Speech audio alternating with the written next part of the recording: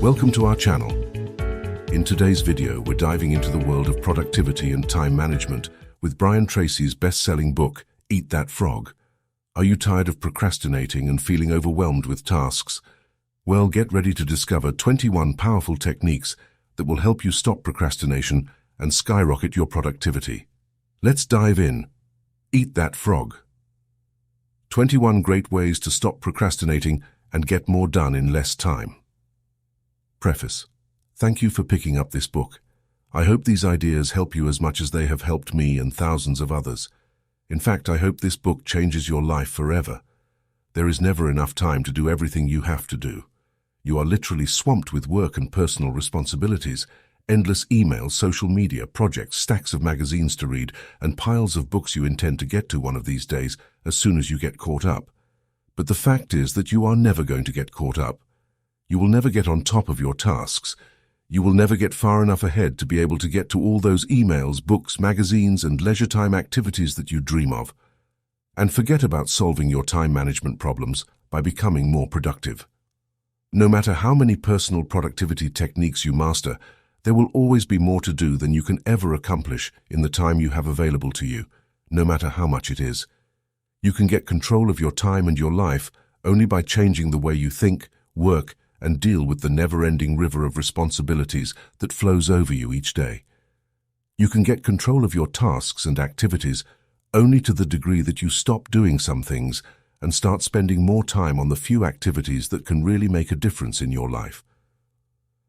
I have studied time management for more than 40 years. I have immersed myself in the works of Peter Drucker, Alec McKenzie, Alan Levine, Stephen Covey, and many, many others. I have read hundreds of books and thousands of articles on personal efficiency and effectiveness. This book is the result. Each time I came across a good idea, I tried it out in my own work and personal life. If it worked, I incorporated it into my talks and seminars and taught it to others. Galileo once wrote, "You cannot teach a man anything. You can only help him find it within himself."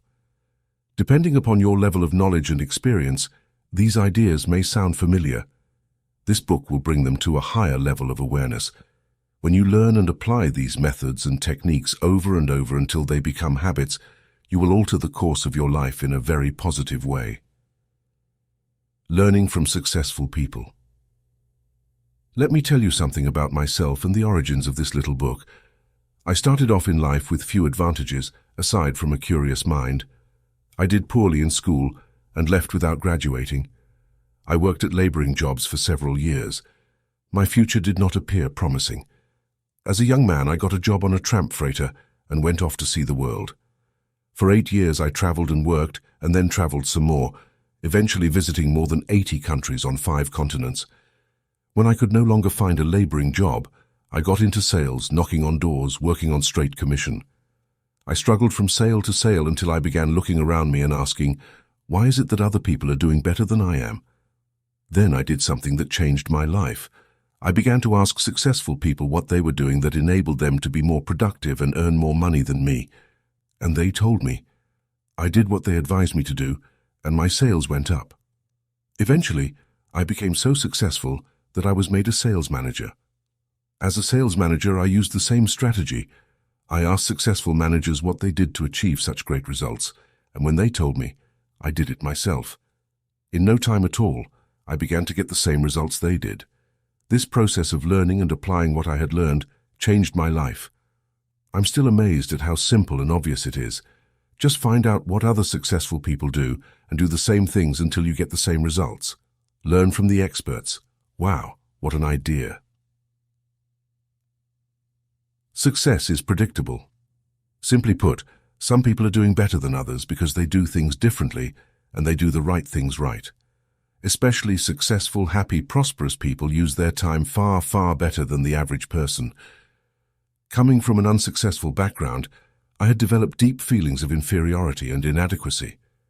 I'd fallen into the mental trap of assuming that people who were doing better than me were actually better than me. What I learned was that this was not necessarily true. They were just doing things differently, and what they had learned to do within reason, I could learn as well. This was a revelation to me. I was both amazed and excited with this discovery. I still am. I realized that I could change my life and achieve almost any goal I could set if I just found out what others were doing in that area and then did it myself until I got the same results they were getting. Within 1 year of starting in sales, I was a top salesman. A year later, I was made a manager. Within 3 years, I became a vice president in charge of a 95-person sales force in 6 countries. I was 25 years old. Over the years, I have worked in 22 different jobs, started and built several companies, earned a business degree from a major university, learned to speak French, German, and Spanish, and been a speaker, trainer, or consultant for more than 1,000 companies. I currently give talks and seminars to more than 250,000 people each year, with audiences as large as 20,000 people. A simple truth. Throughout my career, I have discovered and rediscovered a simple truth. The ability to concentrate single-mindedly on your most important task, to do it well and to finish it completely, is the key to great success, achievement, respect, status, and happiness in life. This key insight is the heart and soul of this book. This book is written to show you how to get ahead more rapidly in your career and to simultaneously enrich your personal life. These pages contain the 21 most powerful principles on personal effectiveness I have ever discovered. These methods, techniques, and strategies are practical, proven, and fast-acting. In the interest of time, I do not dwell on the various psychological or emotional explanations for procrastination or poor time management. There are no lengthy departures into theory or research. What you will learn are specific actions you can take immediately to get better, faster results in your work, and to increase your happiness. Every idea in this book is focused on increasing your overall levels of productivity, performance, and output, and on making you more valuable in whatever you do. You can apply many of these ideas to your personal life as well. Each of these 21 methods and techniques is complete in itself. All are necessary. One strategy might be effective in one situation, and another might apply to another task. Altogether, these 21 ideas represent a smorgasbord of personal effectiveness techniques that you can use at any time, in any order or sequence that makes sense to you at the moment. The key to success is action. These principles work to bring about fast, predictable improvements in performance and results. The faster you learn and apply them, the faster you will move ahead in your career. Guaranteed. There will be no limit to what you can accomplish when you learn how to eat that frog. Introduction. Eat that frog. This is a wonderful time to be alive. There have never been more possibilities and opportunities for you to achieve more of your goals than exist today. As perhaps never before in human history, you are actually drowning in options. In fact, there are so many good things that you can do that your ability to decide among them may be the critical determinant of what you accomplish in life. If you are like most people today, you are overwhelmed with too much to do and too little time. As you struggle to get caught up, new tasks and responsibilities just keep rolling in, like the waves of the ocean. Because of this, you will never be able to do everything you have to do. You will never be caught up. You will always be behind in some of your tasks and responsibilities, and probably in many of them. The need to be selective. For this reason, and perhaps more than ever before, your ability to select your most important task at each moment and then to get started on that task and to get it done both quickly and well will probably have more of an impact on your success than any other quality or skill you can develop. An average person who develops the habit of setting clear priorities and getting important tasks completed quickly will run circles around a genius who talks a lot and makes wonderful plans, but who gets very little done. The truth about frogs. It has been said that if the first thing you do each morning is to eat a live frog, you can go through the day with the satisfaction of knowing that that is probably the worst thing that is going to happen to you all day long. Your frog is your biggest, most important task, the one you are most likely to procrastinate on if you don't do something about it. It is also the one task that can have the greatest positive impact on your life and results at the moment. The first rule of frog eating is this: if you have to eat 2 frogs, eat the ugliest one first. This is another way of saying that if you have 2 important tasks before you, start with the biggest, hardest, and most important task first. Discipline yourself to begin immediately, and then to persist until the task is complete, before you go on to something else. Think of this as a test. Treat it like a personal challenge. Resist the temptation to start with the easier task. Continually remind yourself that one of the most important decisions you make each day is what you will do immediately and what you will do later, if you do it at all. The second rule of frog eating is this: if you have to eat a live frog at all, it doesn't pay to sit and look at it for very long. The key to reaching high levels of performance and productivity is to develop the lifelong habit of tackling your major task first thing each morning. You must develop the routine of eating your frog before you do anything else, and without taking too much time to think about it. Take action immediately. In study after study of men and women who get paid more and promoted faster, the quality of action orientation stands out as the most observable and consistent behavior they demonstrate in everything they do. Successful, effective people are those who launch directly into their major tasks and then discipline themselves to work steadily and single-mindedly until those tasks are complete. Failure to execute is one of the biggest problems in organizations today. Many people confuse activity with accomplishment. They talk continually, hold endless meetings and make wonderful plans, but in the final analysis, no one does the job and gets the results required. Develop the habits of success. Your success in life and work will be determined by the kinds of habits that you develop over time. The habit of setting priorities, overcoming procrastination, and getting on with your most important task is a mental and physical skill. As such, this habit is learnable through practice and repetition over and over again, until it locks into your subconscious mind and becomes a permanent part of your behavior. Once it becomes a habit, it becomes both automatic and easy to do. This habit of starting and completing important tasks has an immediate and continuous payoff. You are designed mentally and emotionally in such a way that task completion gives you a positive feeling. It makes you happy. It makes you feel like a winner. Whenever you complete a task of any size or importance, you feel a surge of energy, enthusiasm, and self-esteem. The more important the completed task, the happier, more confident, and more powerful you feel about yourself and your world. The completion of an important task triggers the release of endorphins in your brain.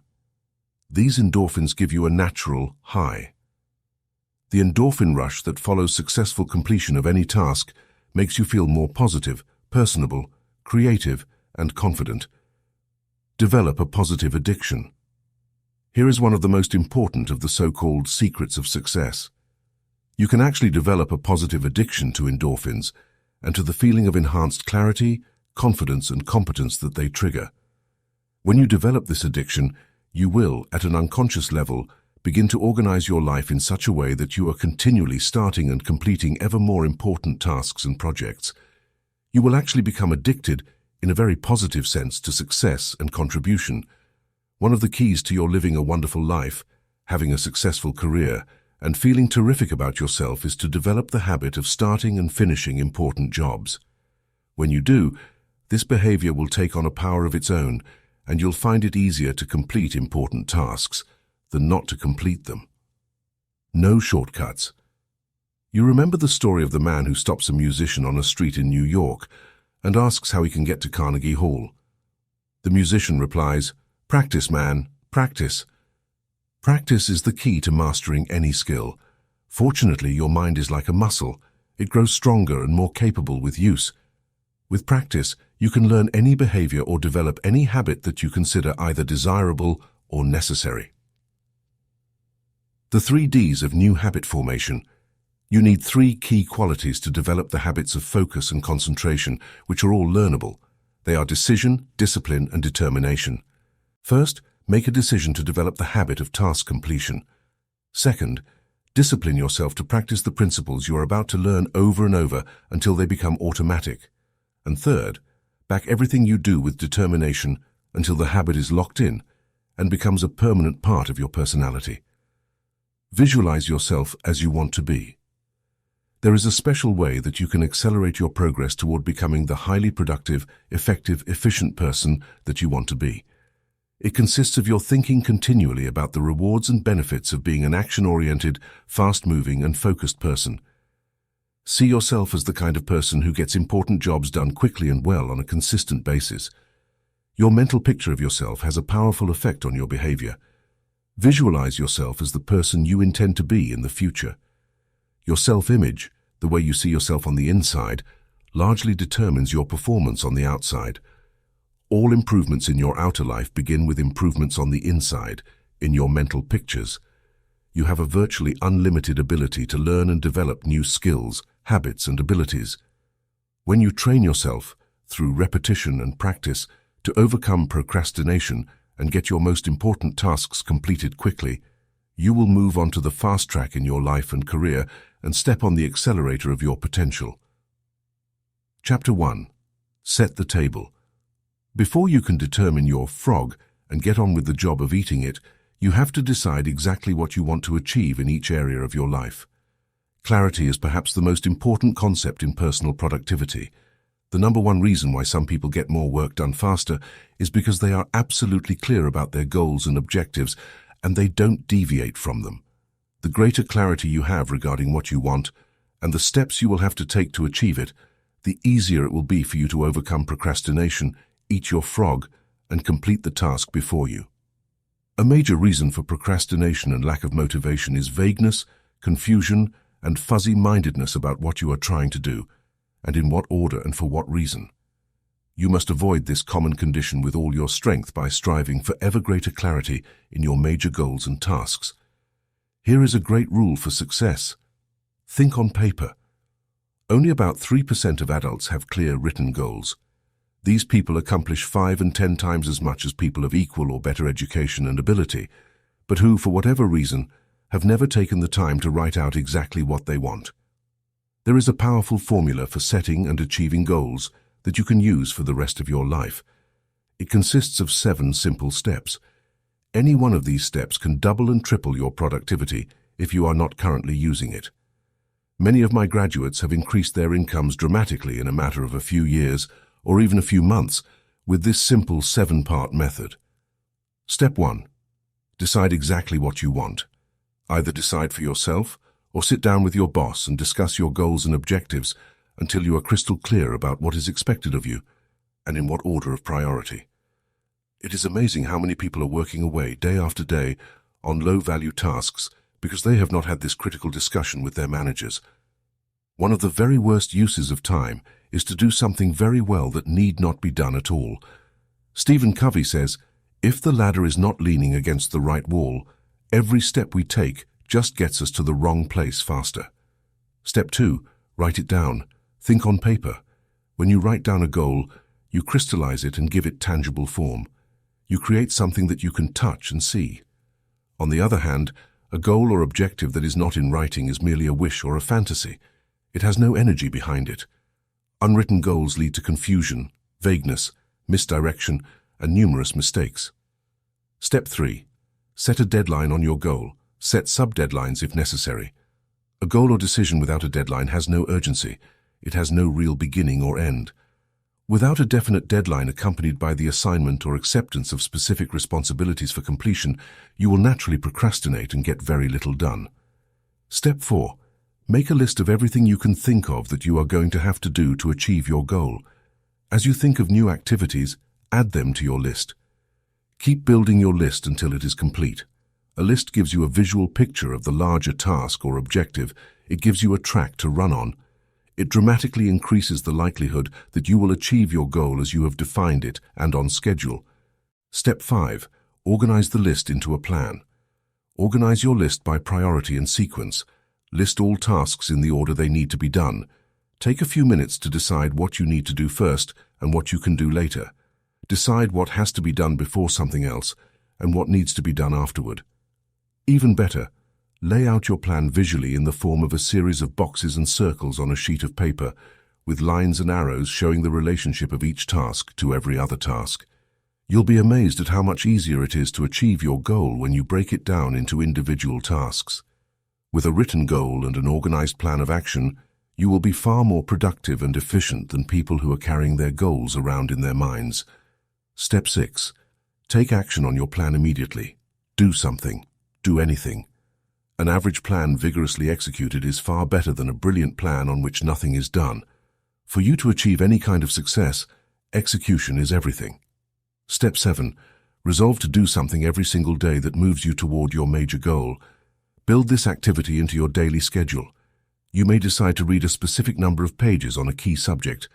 You may call on a specific number of prospects or customers. You may engage in a specific period of physical exercise. You may learn a certain number of new words in a foreign language. Whatever it is, you must never miss a day. Keep pushing forward. Once you start moving, keep moving.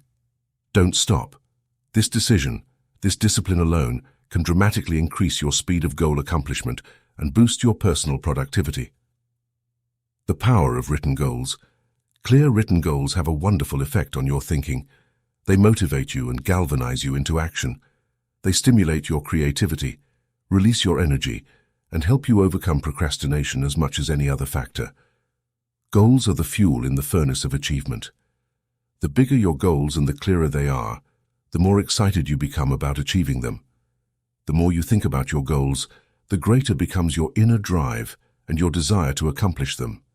Think about your goals and review them daily. Every morning when you begin, take action on the most important task you can accomplish to achieve your most important goal at the moment. 1. Take a clean sheet of paper right now and make a list of 10 goals you want to accomplish in the next year. Write your goals as though a year has already passed and they are now a reality. Use the present tense positive voice and first-person singular so that they are immediately accepted by your subconscious mind. For example, you could write, I earn X number of dollars per year by this date, or I weigh X number of pounds by this date, or I drive such and such a car by this date. 2. Review your list of 10 goals and select the one goal that, if you achieved it, would have the greatest positive impact on your life. Whatever that goal is, write it on a separate sheet of paper, set a deadline, make a plan, take action on your plan, and then do something every single day that moves you toward that goal. This exercise alone could change your life. Chapter 2. Plan every day in advance. You have heard the old question, how do you eat an elephant? The answer is, one bite at a time. How do you eat your biggest, ugliest frog? The same way. You break it down into specific step-by-step activities, and then you start on the first one. Your mind, your ability to think, plan, and decide, is your most powerful tool for overcoming procrastination and increasing your productivity. Your ability to set goals, make plans, and take action on them determines the course of your life. The very act of thinking and planning unlocks your mental powers, triggers your creativity, and increases your mental and physical energies. Conversely, as Alec Mackenzie wrote, taking action without thinking things through is a prime source of problems. Your ability to make good plans before you act is a measure of your overall competence. The better the plan you have, the easier it is for you to overcome procrastination, to get started, to eat your frog, and then to keep going. Increase your return on energy. One of your top goals at work should be to get the highest possible return on your investment of your mental, emotional, and physical energy. The good news is that every minute spent in planning saves as many as 10 minutes in execution. It takes only about 10 to 12 minutes for you to plan your day, but this small investment of time will save you up to 2 hours, 100 to 120 minutes, in wasted time and diffuse effort throughout the day. You may have heard of the 6P formula. It says, proper prior planning prevents poor performance. When you consider how helpful planning can be in increasing your productivity and performance, it is amazing how few people practice it every single day. And planning is really quite simple to do. All you need is a piece of paper and a pen. The most sophisticated Outlook system, computer app, or time planner is based on the same principle. It is based on your sitting down and making a list of everything you have to do before you begin. 2 extra hours per day. Always work from a list. When something new comes up, add it to the list before you do it. You can increase your productivity and output by 25% or more, about 2 hours a day, from the first day that you begin working consistently from a list. Make your list the night before for the workday ahead. Move everything that you have not yet accomplished onto your list for the coming day, and then add everything that you have to do the next day. When you make your list the night before, your subconscious mind will work on your list all night long while you sleep. Often you will wake up with great ideas and insights that you can use to get your job done faster and better than you had initially thought. The more time you take to make written lists of everything you have to do in advance, the more effective and efficient you will be. Different lists for different purposes. You need different lists for different purposes. First, you should create a master list on which you write down everything you can think of that you want to do sometime in the future. This is the place where you capture every idea and every new task or responsibility that comes up. You can sort out the items later. Second, you should have a monthly list that you make at the end of the month for the month ahead. This may contain items transferred from your master list. Third, you should have a weekly list where you plan your entire week in advance. This is a list that is under construction as you go through the current week. This discipline of systematic time planning can be very helpful to you. Many people have told me that the habit of taking a couple of hours at the end of each week to plan the coming week has increased their productivity dramatically and changed their lives completely. This technique will work for you as well. Finally, you should transfer items from your monthly and weekly lists onto your daily list. These are the specific activities that you are going to accomplish the following day. As you work through the day, tick off the items on your list as you complete them. This activity gives you a visual picture of accomplishment. It generates a feeling of success and forward motion. Seeing yourself working progressively through your list motivates and energizes you. It raises your self-esteem and self-respect. Steady, visible progress propels you forward and helps you overcome procrastination. Planning a project. When you have a project of any kind, begin by making a list of every step that you will have to complete to finish the project from beginning to end. Organize the steps by priority, what is most important, and sequence which tasks you must complete in order. Lay out the project in front of you on paper or on a computer-based project planner so that you can see every step and task. Then go to work on one task at a time. You will be amazed at how much you get done in this way. As you work through your lists, you will feel more and more effective and powerful. You will feel more in control of your life. You will be naturally motivated to do even more. You will think better and more creatively, and you will get more and better insights that enable you to do your work even faster. As you work steadily through your lists, you will develop a sense of positive forward momentum that enables you to overcome procrastination. This feeling of progress gives you more energy and keeps you going throughout the day. One of the most important rules of personal effectiveness is the 10-90 rule.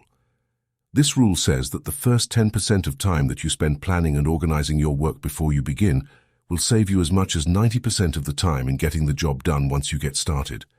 You only have to try this rule once to prove it to yourself.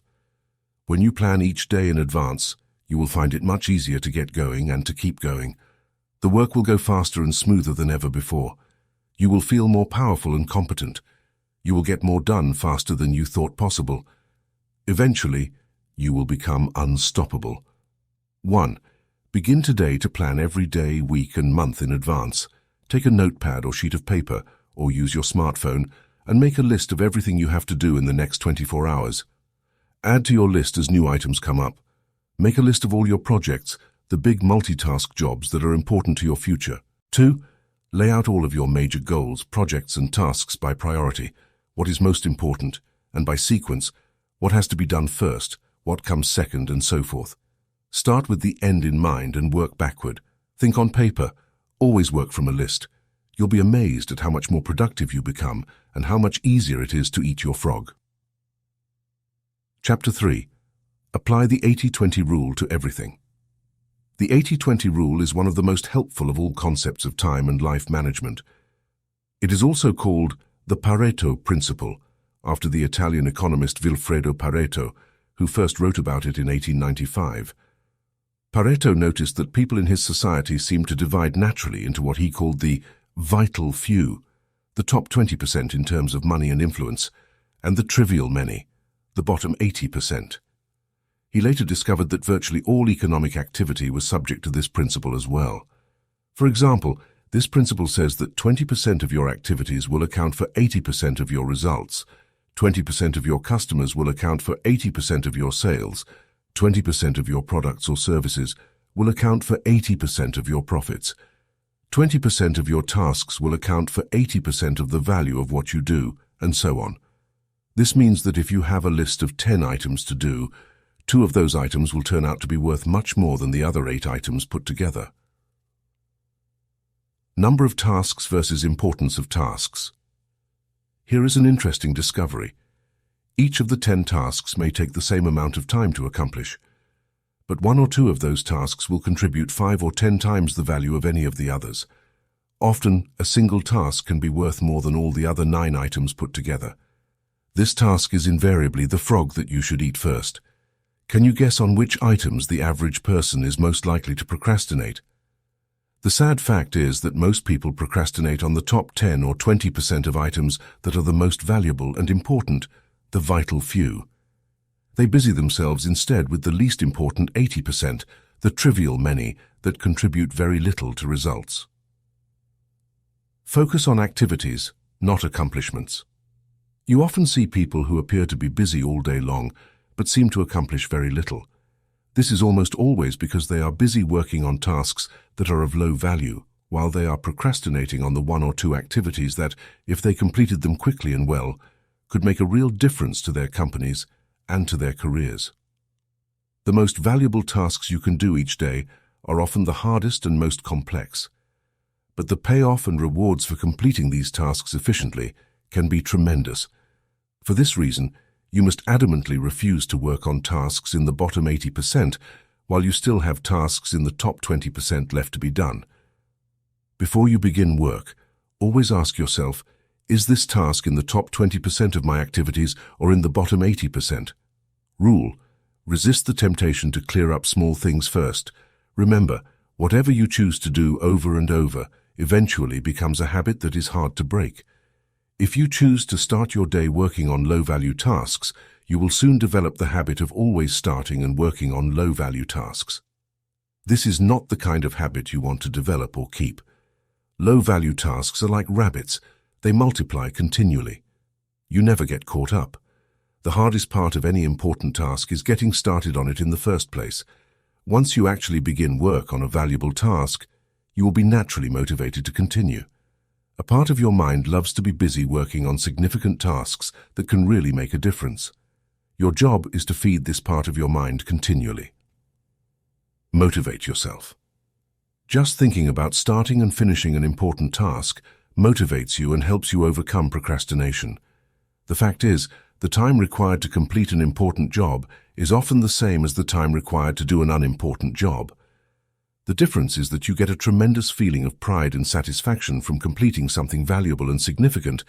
However, when you complete a low-value task using the same amount of time and energy, you get little or no satisfaction. Time management is really life management, personal management. It is really taking control of the sequence of events. Time management is taking control over what you do next, and you're always free to choose the task that you will do next. Your ability to choose between the important and the unimportant is the key determinant of your success in life and work. Effective, productive people discipline themselves to start on the most important task that is before them. They force themselves to eat that frog, whatever it is. As a result, they accomplish vastly more than the average person and are much happier as a result. This should be your way of working as well. 1. Make a list of all the key goals, activities, projects, and responsibilities in your life today. Which of them are, or could be, in the top 10 or 20% of tasks that represent, or could represent, 80 or 90% of your results? 2. Resolve today that you are going to spend more and more of your time working in those few areas that can really make a difference in your life and career, and spend less and less time on lower-value activities. Chapter 4. Consider the consequences. The mark of the superior thinker is his or her ability to accurately predict the consequences of doing or not doing something. The potential consequences of any task or activity are the key determinants of how important a task really is to you and to your company. This way of evaluating the significance of a task is how you determine what your next frog really is. Dr. Edward Banfield of Harvard University, after more than 50 years of research, concluded that a long-time perspective is the most accurate single predictor of upward social and economic mobility in America. A long-time perspective turns out to be more important than family background, education, race, intelligence, connections, or virtually any other single factor in determining your success in life and at work. Your attitude toward time, your time horizon, has an enormous impact on your behavior and your choices. People who take a long-term view of their lives and careers always seem to make much better decisions about their time and activities than people who give very little thought to the future. Rule: long-term thinking improves short-term decision-making. Successful people have a clear future orientation. They think 5, 10, and 20 years out into the future. They analyze their choices and behaviors in the present to make sure that what they are doing today is consistent with the long-term future that they desire. Make better decisions about time. In your work, having a clear idea of what is really important to you in the long term makes it much easier for you to make better decisions about your priorities in the short term. By definition, something that is important has long-term potential consequences. Something that is unimportant has few or no long-term potential consequences. Before starting on anything, you should always ask yourself, what are the potential consequences of doing or not doing this task? Rule: future intent influences and often determines present actions. The clearer you are about your future intentions, the greater influence that clarity will have on what you do in the moment.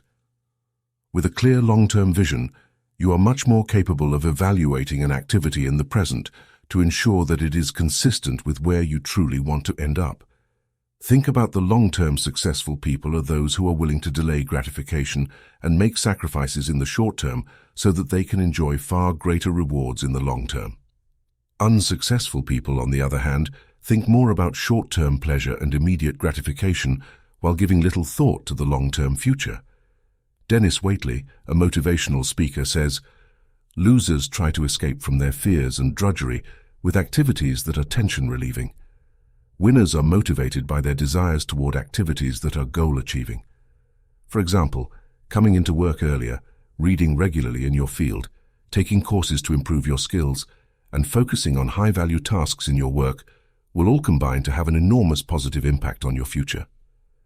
On the other hand, coming into work at the last moment, reading the newspaper, drinking coffee and socializing with your co-workers may seem fun and enjoyable in the short term, but inevitably leads to lack of promotion, underachievement, and frustration in the long term. If a task or activity has large potential positive consequences, make it a top priority and get started on it immediately.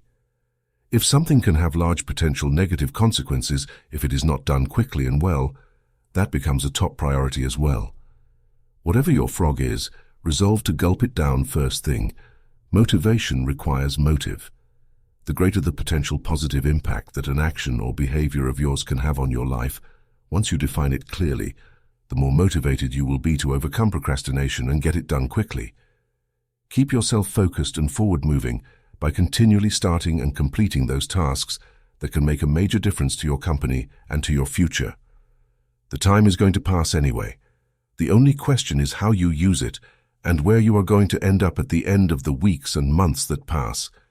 And where you end up is largely a matter of the amount of consideration you give to the likely consequences of your actions in the short term. Thinking continually about the potential consequences of your choices, decisions, and behaviors is one of the very best ways to determine your true priorities in your work and personal life. Obey the law of forced efficiency. The law of forced efficiency says, there is never enough time to do everything, but there is always enough time to do the most important thing. Put another way, you cannot eat every tadpole and frog in the pond, but you can eat the biggest and ugliest one, and that will be enough, at least for the time being. When you're running out of time, and know that the consequences of not completing a key task or project can be really serious, you always seem to find the time to get it done, often at the very last minute.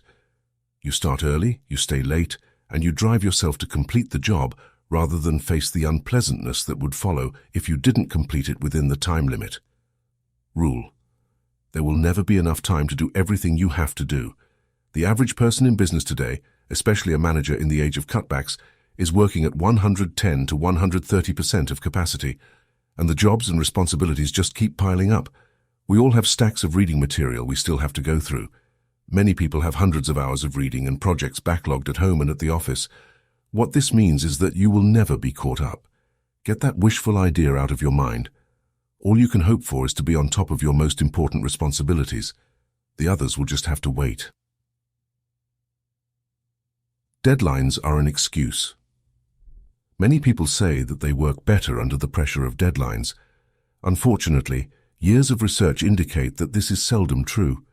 1. Under the pressure of deadlines, often self-created through procrastination, people suffer greater stress, make more mistakes, and have to redo more tasks than under any other conditions. Often the mistakes that people make when working under tight deadlines lead to defects and cost overruns that cause substantial financial losses in the long term. Sometimes a job actually takes much longer to complete when people rush to get it done at the last minute and then have to redo it. It is much better to plan your time carefully in advance and then build in a sizable buffer to compensate for unexpected delays and diversions. However much time you think a task will take, add on another 20% or more as insurance, or make a game of getting the job done well in advance of the deadline. You will be amazed at how much more relaxed you are and how much better a job you do when you are on top of your most important tasks. 3 questions for maximum productivity.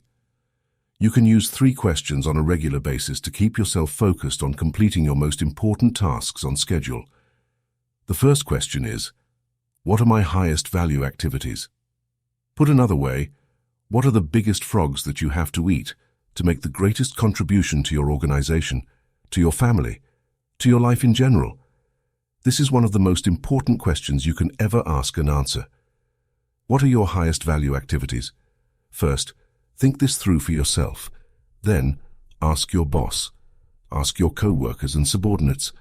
Ask your friends and family. Like focusing the lens of a camera, you must be crystal clear about your highest value activities before you begin work. The second question you can ask continually is, what can I and only I do that if done well will make a real difference? This question came from the late Peter Drucker, the management guru. It is one of the most important of all questions for achieving personal effectiveness. What can you and only you do that, if done well, can make a real difference? This is something that only you can do. If you don't do it, it won't be done by someone else. But if you do it, and you do it well, it can really make a difference to your life and your career. What is this particular frog for you? Every hour of every day, you can ask yourself this question and come up with a specific answer. Your job is to be clear about the answer and then to start and work on this task before anything else. The third question you can ask is, what is the most valuable use of my time right now? In other words, what is my biggest frog of all at this moment? This is the core question of time management. Answering this question correctly is the key to overcoming procrastination and becoming a highly productive person. Every hour of every day, one task represents the most valuable use of your time at that moment. Your job is to ask yourself this question over and over again and to always be working on the answer to it, whatever it is. Do first things first and second things not at all. As Goethe said, the things that matter most must never be at the mercy of the things that matter least. The more accurate your answers are to these 3 questions, the easier it will be for you to set clear priorities, to overcome procrastination, and to get started on that one activity that represents the most valuable use of your time. 1. Review your list of tasks, activities, and projects regularly. Continually ask yourself, which one project or activity, if I did it in an excellent and timely fashion, would have the greatest positive consequences in my work or personal life? 2. Determine the most important thing you could be doing every hour of every day, and then discipline yourself to work continually on the most valuable use of your time. What is this for you right now? Whatever it is that can help you the most, set it as a goal, make a plan to achieve it, and go to work on your plan immediately. Remember the wonderful words of Goethe, only engage and the mind grows heated. Begin it and the work will be completed. Chapter 5. Practice creative procrastination.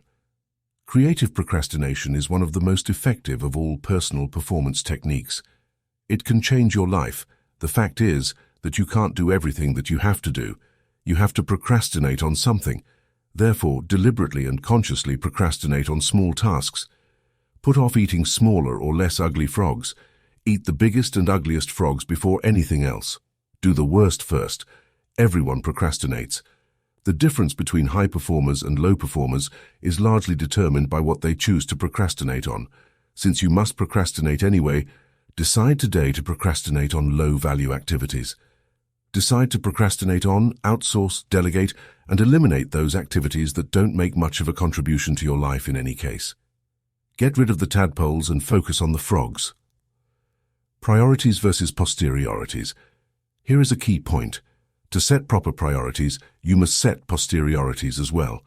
A priority is something that you do more of and sooner, while a posteriority is something that you do less of and later, if at all.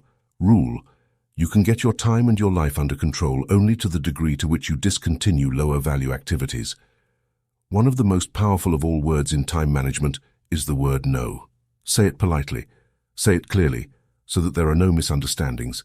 Say it regularly as a normal part of your time management vocabulary. Warren Buffett, one of the richest men in the world, was once asked his secret of success.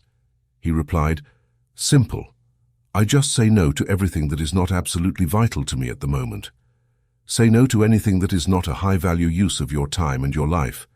Say no graciously but firmly to avoid agreeing to something against your will. Say it early and say it often. Remember that you have no spare time.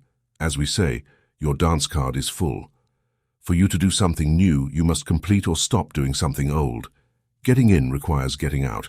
Picking up means putting down.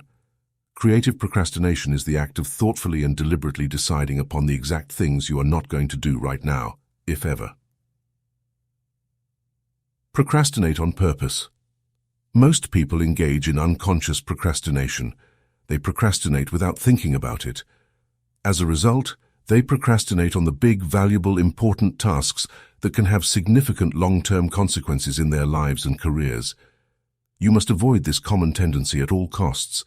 Your job is to deliberately procrastinate on tasks that are of low value so that you have more time for tasks that can make a big difference in your life and work.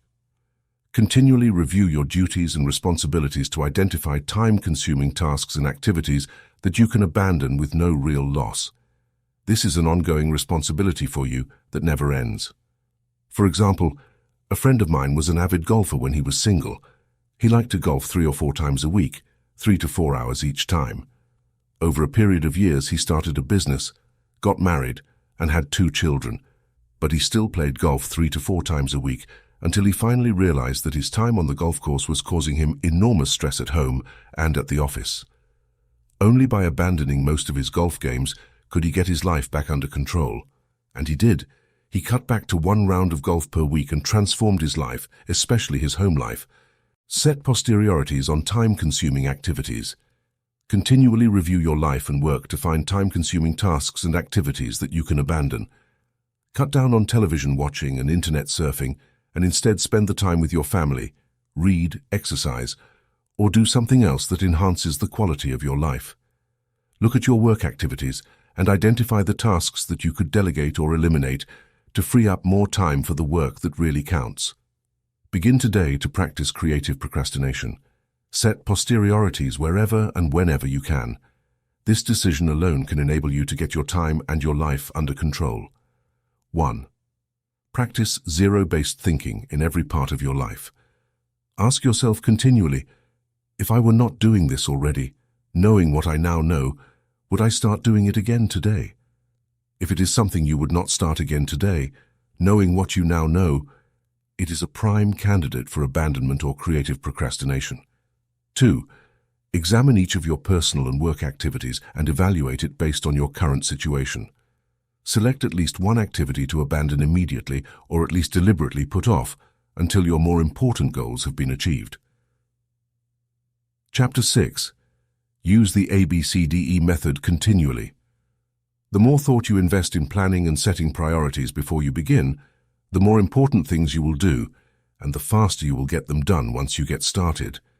The more important and valuable a task is to you, the more likely you will be motivated to overcome procrastination and launch yourself into the job. The ABCDE method is a powerful priority setting technique that you can use every single day. This technique is so simple and effective that it can, all by itself, make you one of the most efficient and effective people in your field. Think on paper. The power of this technique lies in its simplicity. Here's how it works. You start with a list of everything you have to do for the coming day. Think on paper. You then place an A, B, C, D, or E next to each item on your list before you begin the first task. An A item is defined as something that is very important, something that you must do. This is a task that will have serious positive or negative consequences if you do it or fail to do it, like visiting a key customer or finishing a report that your boss needs for an upcoming board meeting. These items are the frogs of your life. If you have more than one A task, you prioritize these tasks by writing A1, A2, A3, and so on in front of each item. Your A1 task is your biggest, ugliest frog of all. Shoulds versus musts, a B item is defined as a task that you should do, but it has only mild consequences. These are the tadpoles of your work life. This means that someone may be unhappy or inconvenienced if you don't do one of these tasks, but it is nowhere as important as an A task. Returning an unimportant telephone message or reviewing your email would be a B task. The rule is that you should never do a B task when an A task is left undone. You should never be distracted by a tadpole when a big frog is sitting there waiting to be eaten. A C task is defined as something that would be nice to do, but for which there are no consequences at all, whether you do it or not. C tasks include phoning a friend, having coffee or lunch with a coworker, and completing some personal business during work hours. These sorts of activities have no effect at all on your work life. A D task is defined as something you can delegate to someone else. The rule is that you should delegate everything that someone else can do so you can free up more time for the A tasks that only you can do. An E task is defined as something that you can eliminate altogether, and it won't make any real difference. This may be a task that was important at one time, but is no longer relevant to you or anyone else. Often it is something you continue to do out of habit or because you enjoy it. But every minute that you spend on an E task is time taken away from an A task or activity that can make a real difference in your life. After you have applied the ABCDE method to your list, you will be completely organized and ready to get more important things done faster. Take action immediately. The key to making this ABCDE method work is for you to now discipline yourself to start immediately on your A1 task and then stay at it until it is complete. Use your willpower to get going and stay going on this one job, the most important single task you could possibly be doing. Eat the whole frog and don't stop until it's finished completely. Your ability to think through and analyze your work list and determine your A1 task is the springboard to higher levels of accomplishment and greater self-esteem, self-respect, and personal pride. When you develop the habit of concentrating on your A1, most important, activity on eating your frog, you will start getting more done than any 2 or 3 people around you. 1. Review your work list right now and put an A, B, C, D, or E next to each task or activity. Select your A1 job or project and begin on it immediately. Discipline yourself to do nothing else until this one job is complete. 2. Practice this ABCDE method every day for the next month on every work or project list before you begin work. After a month, you will have developed the habit of setting and working on your highest priority tasks, and your future will be assured. Chapter 7. Focus on key result areas. Why am I on the payroll? This is one of the most important questions you can ever ask and answer over and over again throughout your career. As it happens, most people are not sure exactly why they are on the payroll. But if you are not crystal clear about why you are on the payroll and what results you have been hired to accomplish, it is very hard for you to perform at your best, get paid more, and get promoted faster. In simple terms, you have been hired to get specific results. A wage or a salary is a payment for a specific quality and quantity of work that can be combined with the work of others to create a product or service that customers are willing to pay for. Your job can be broken down into about 5 to 7 key result areas, seldom more. These represent the results that you absolutely, positively, have to get to fulfill your responsibilities and make your maximum contribution to your organization. A key result area is defined as something for which you are completely responsible. If you don't do it, it doesn't get done. A key result area is an activity that is under your control. It produces an output that becomes an input, or a contributing factor to the work of others. Key result areas are similar to the vital functions of the body, such as those indicated by blood pressure, heart rate, respiratory rate, and brainwave activity. An absence of any one of these vital functions leads to the death of the organism. By the same token, your failure to perform in a critical result area of your work can lead to the end of your job as well. The Big Seven in management and sales. The key result areas of management are planning, organizing, staffing, delegating, supervising, measuring, and reporting. These are the areas in which a manager must get results to be successful in his or her area of responsibility. A weakness in any one of these areas can lead to underachievement and failure as a manager. The key result areas of sales are prospecting, building rapport and trust, identifying needs, presenting persuasively, answering objections, closing the sale, and getting resales and referrals. Poor performance in any one of these key skills can lead to lower sales and sometimes the failure of a salesperson. Whatever you do, you must have certain essential skills for you to do your job in an excellent fashion. These demands are constantly changing. You have already developed core competencies that make it possible for you to do your job in the first place. But certain key results are central to your work and determine your success or failure in your job. What are they? Clarity is essential.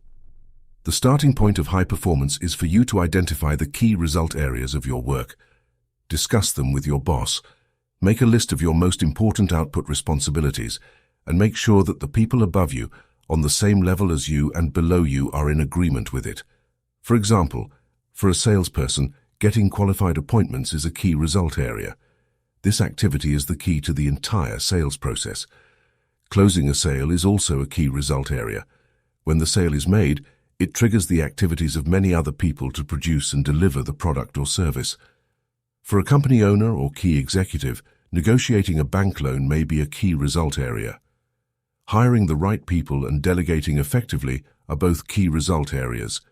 For a receptionist or secretary, typing letters and answering the phone and transferring callers quickly and efficiently are defined as key result areas. People's ability to perform these tasks quickly and efficiently largely determines their pay and promotability. Give yourself a grade.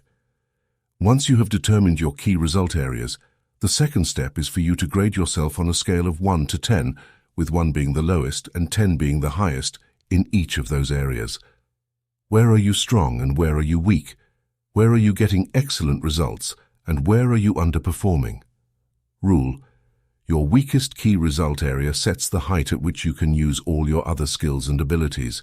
This rule says that although you could be exceptional in 6 out of your 7 key result areas, poor performance in the 7th area will hold you back and determine how much you achieve with all your other skills. This weakness will act as a drag on your effectiveness and be a constant source of friction and frustration. For example, delegating is a key result area for a manager. This skill is the key leverage point that enables a manager to manage and to get results through others. A manager who cannot delegate properly is held back from using all his or her other skills at the maximum levels of effectiveness. Poor delegation skills alone can lead to failure in the job. Poor performance produces procrastination. One of the major reasons for procrastination in the workplace is that people avoid jobs and activities in those areas where they have performed poorly in the past. Instead of setting a goal and making a plan to improve in a particular area, most people avoid that area altogether, which just makes the situation worse. The reverse of this is that the better you become in a particular skill area, the more motivated you will be to perform that function, the less you will procrastinate, and the more determined you will be to get the job finished. The fact is that everybody has both strengths and weaknesses. Refuse to rationalize, justify, or defend your areas of weakness. Instead, identify them clearly. Set a goal and make a plan to become very good in each of those areas. Just think. You may be only one critical skill away from top performance at your job. The great question. Here is one of the greatest questions you will ever ask and answer. What one skill, if I developed and did it in an excellent fashion, would have the greatest positive impact on my career? You should use this question to guide your career for the rest of your life. Look into yourself for the answer. You probably know what it is. Ask your boss this question. Ask your co-workers. Ask your friends and your family. Whatever the answer is, Go to work to bring up your performance in this area. The good news is that all business skills are learnable. If anyone else is excellent in that particular key result area, this is proof that you can become excellent as well if you decide to. One of the fastest and best ways to stop procrastinating and get more things done faster is for you to become absolutely excellent in your key result areas.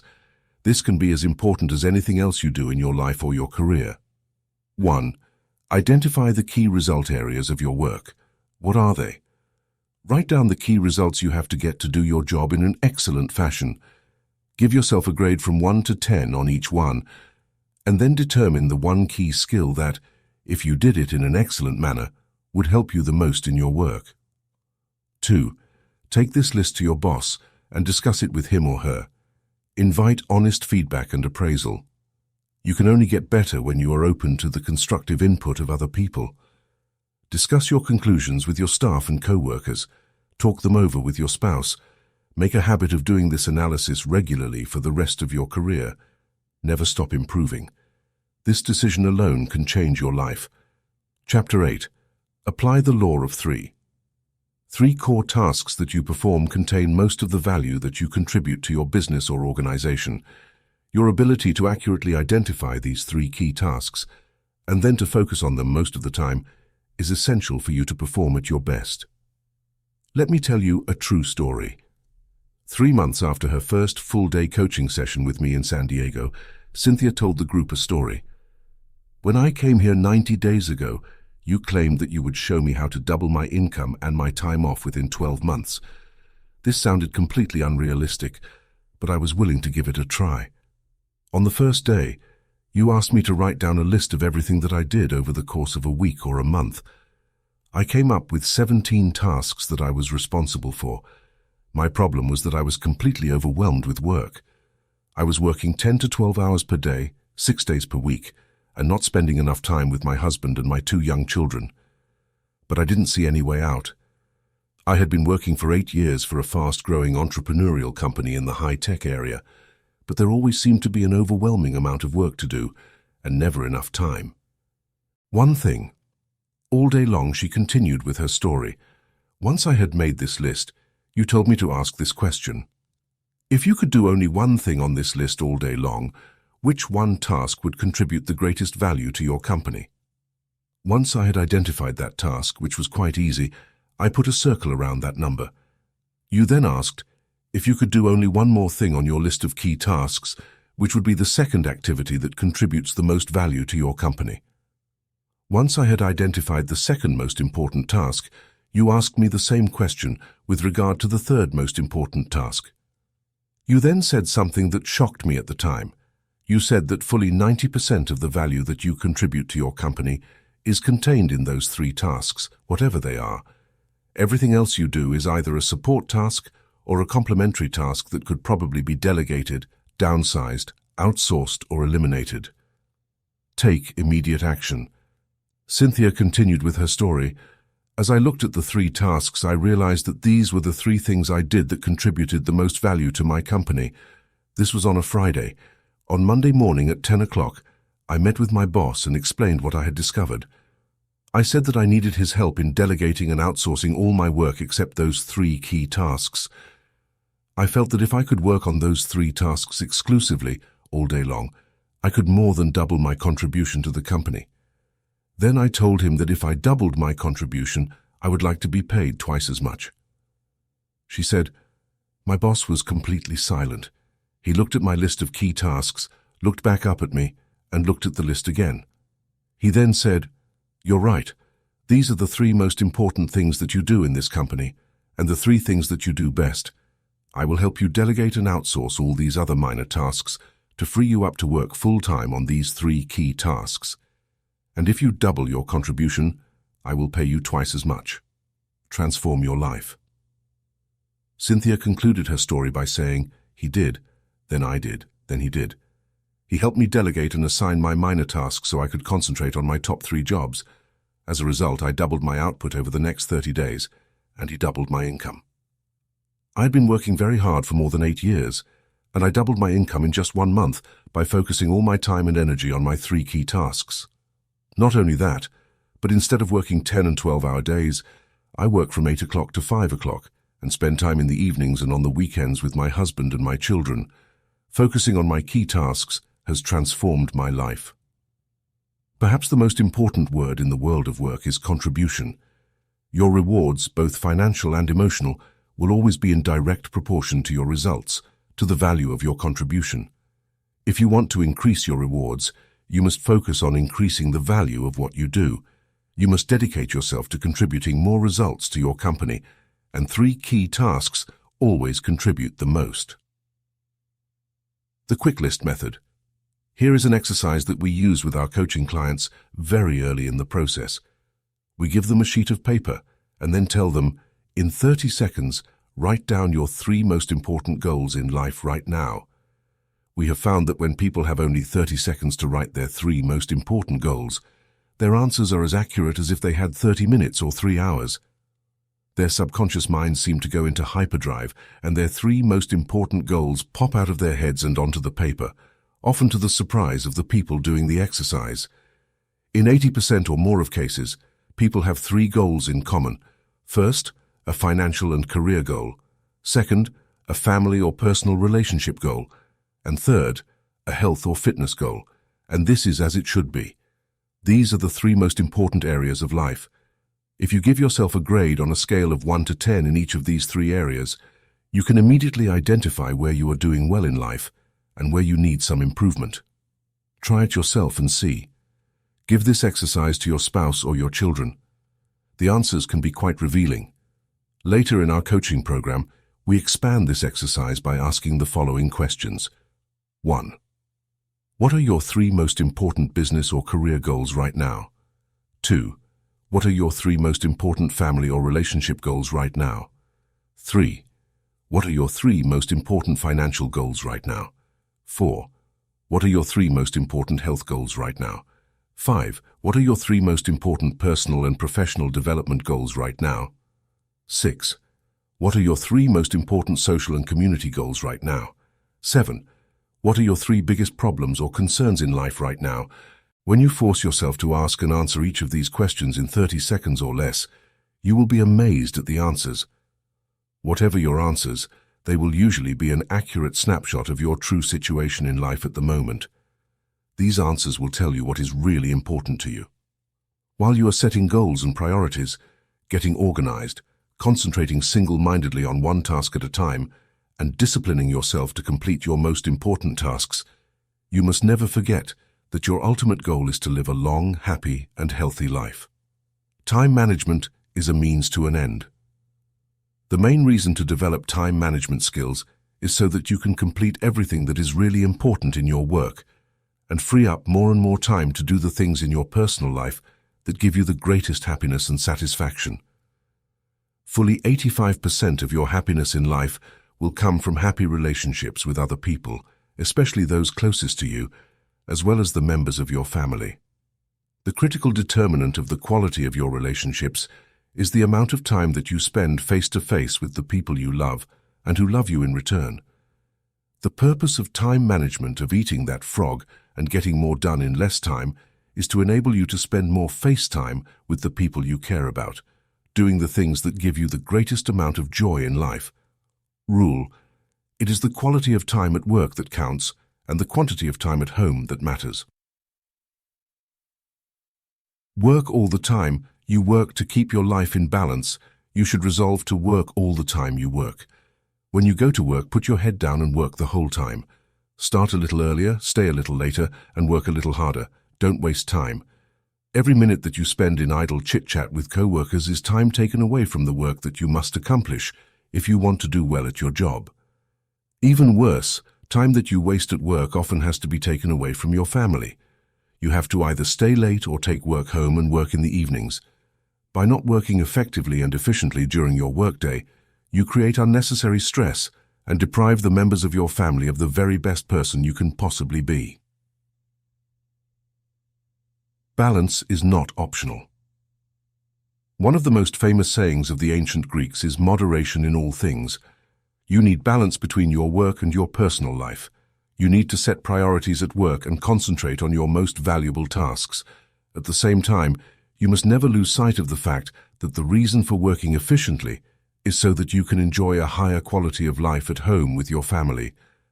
Sometimes people come up to me and ask, how do I achieve balance between my work and my home life? I ask them in return, how often does a tightrope walker balance when on the high wire?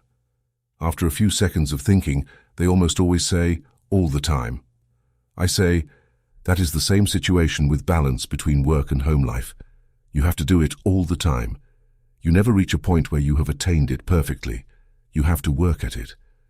Your goal should be to perform at your very best at work, to get the very most done and enjoy the very highest level of rewards possible for you in your career. Simultaneously, you must always remember to smell the flowers along the way. Never lose sight of the real reasons why you work as hard as you do, and why you are so determined to accomplish the very most with the time that you invest.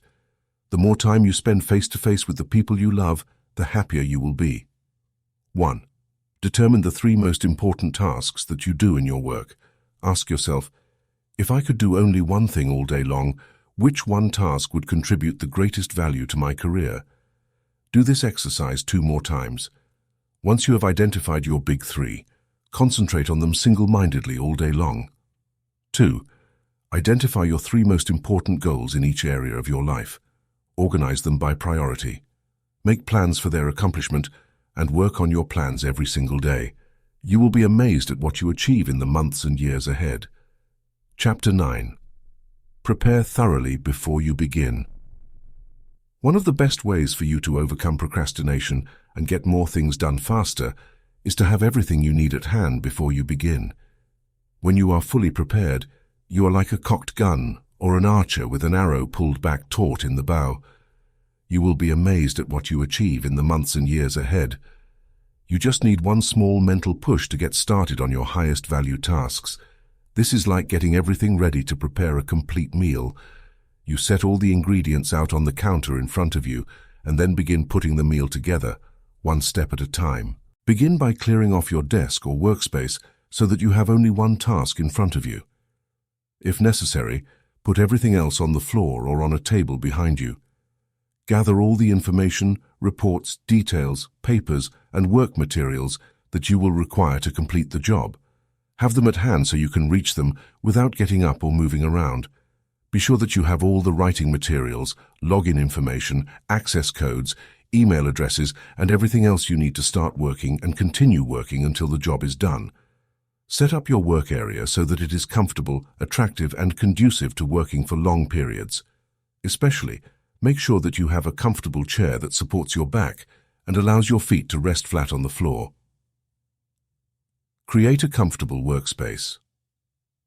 The most productive people take the time to create a work area where they enjoy spending time. The cleaner and neater you organize your work area before you begin, the easier it will be for you to get started and keep going. When everything is laid out neatly and in sequence, you will feel much more like getting on with the job. It is amazing how many books never get written, how many degrees never get completed, how many life-changing tasks never get started because people fail to take the first step of preparing everything in advance. Launch toward your dreams. Once you have completed your preparations, it is essential that you launch immediately toward your goals. Get started. Do the first thing, whatever it is.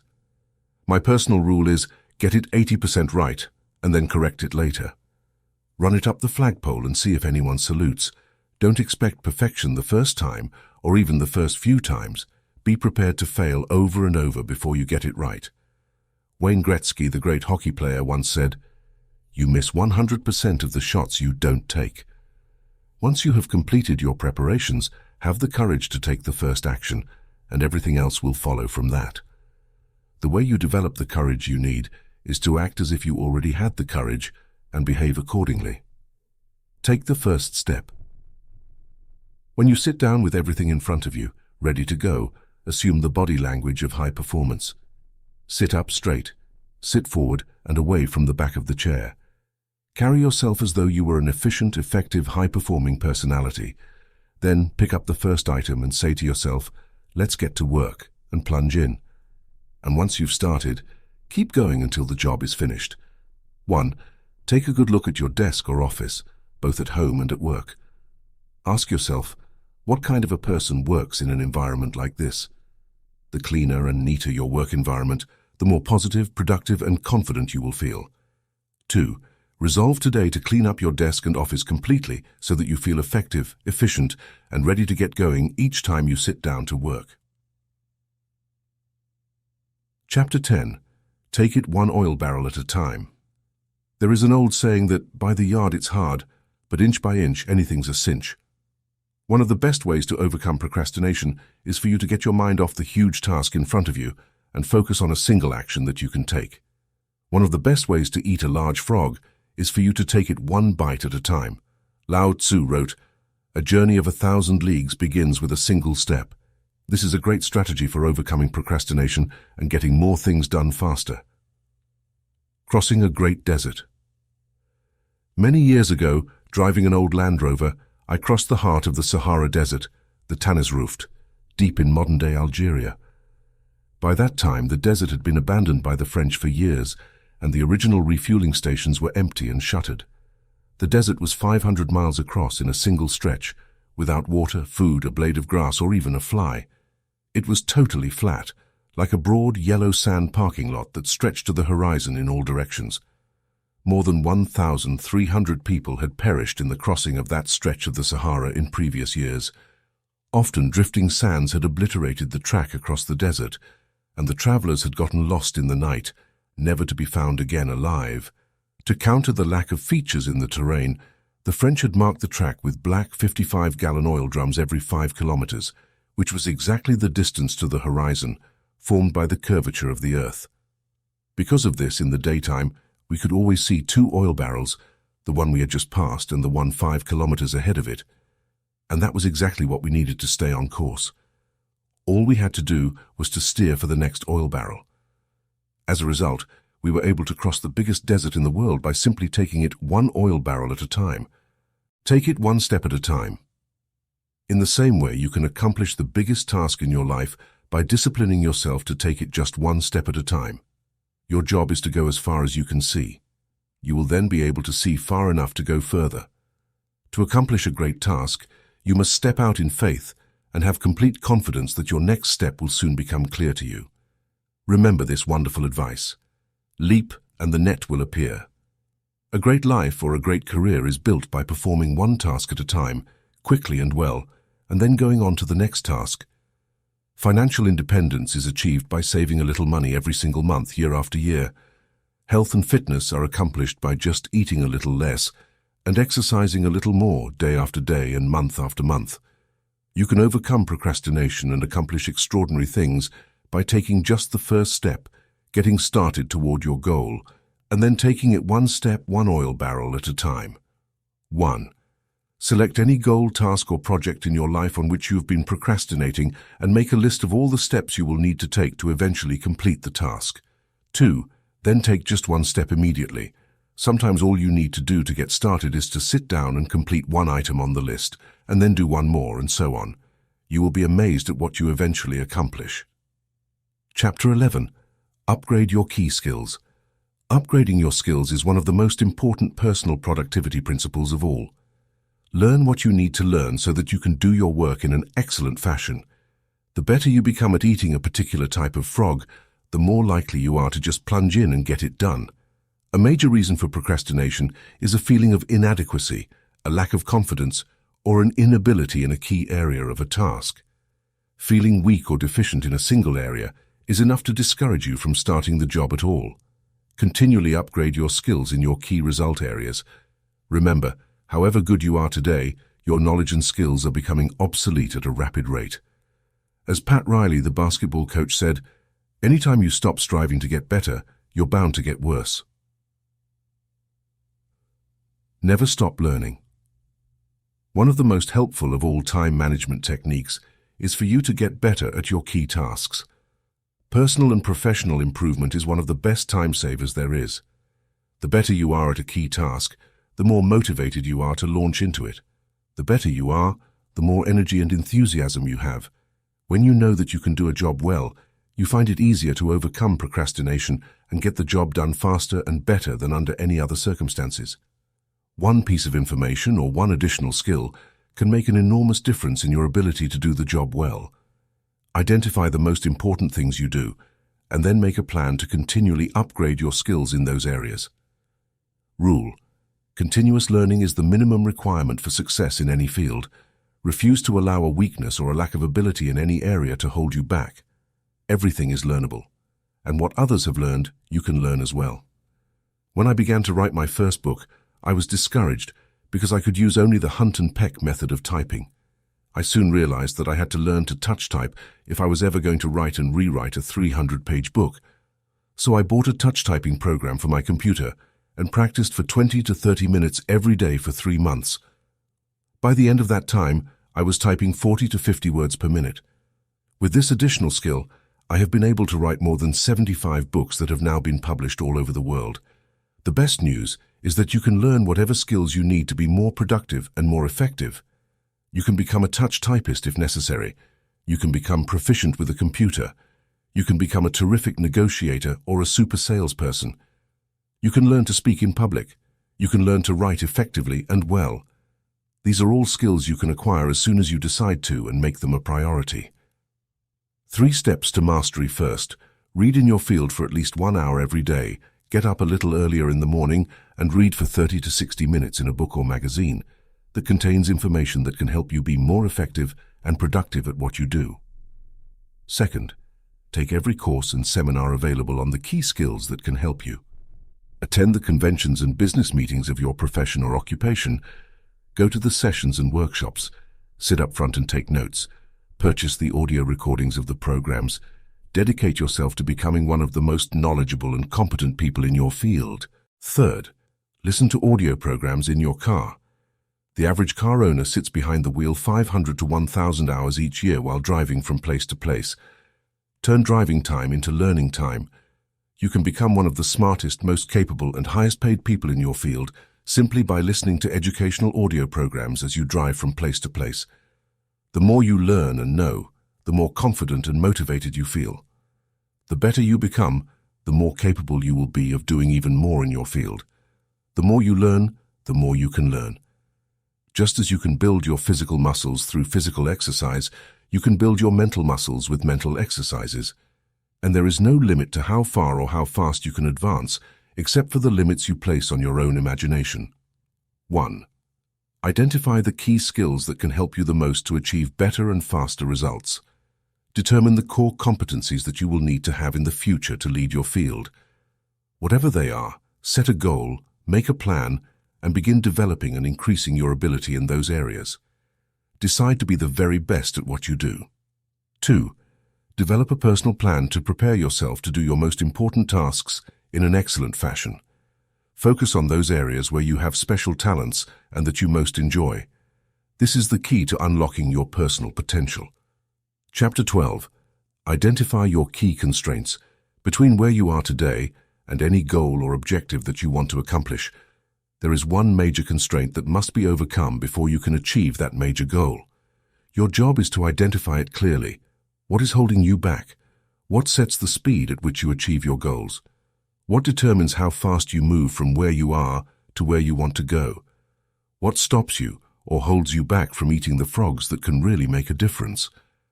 Why aren't you at your goal already?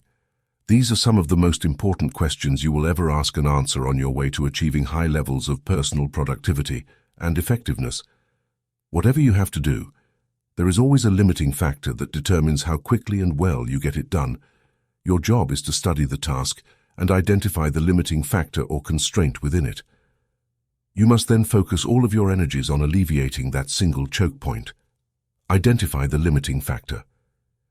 In virtually every task, large or small, a single factor sets the speed at which you achieve the goal or complete the job. What is it? Concentrate your mental energies on that one key area. This can be the most productive use of your time and talents. This constraint may be a person whose help or decision you need, a resource that you require, a weakness in some part of the organization, or something else. But the limiting factor is always there, and it is always your job to find it. For example, the purpose of a business is to create and keep customers.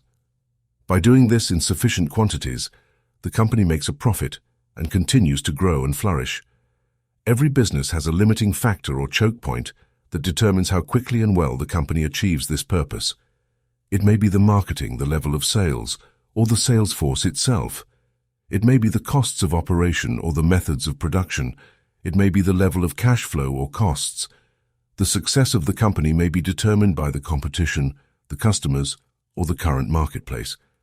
One of these factors, more than anything else, determines how quickly the company achieves its goals of growth and profitability. What is it? The accurate identification of the limiting factor in any process and the focus on that factor can usually bring about more progress in a shorter period than any other single activity. The 80-20 rule, applied to constraints.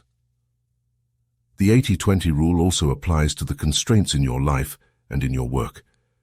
This means that 80% of the constraints, the factors that are holding you back from achieving your goals, are internal. They are within yourself, within your own personal qualities, abilities, habits, disciplines, or competencies, or they are contained within your own company or organization. Only 20% of the limiting factors are external to you or to your organization. Only 20% are on the outside in the form of competition, markets, governments, or other organizations. Your key constraint can be something small and not particularly obvious. Sometimes you have to make a list of every step in a process and examine every activity to determine exactly what is holding you back.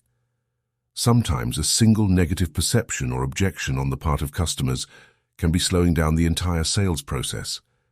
Sometimes the absence of a single feature can be holding back the growth of sales of a product or service line. Look into your company honestly. Look within your boss, your co-workers, and members of your staff to see if there is a key weakness that is holding you or the company back, acting as a brake on the achievement of your key goals.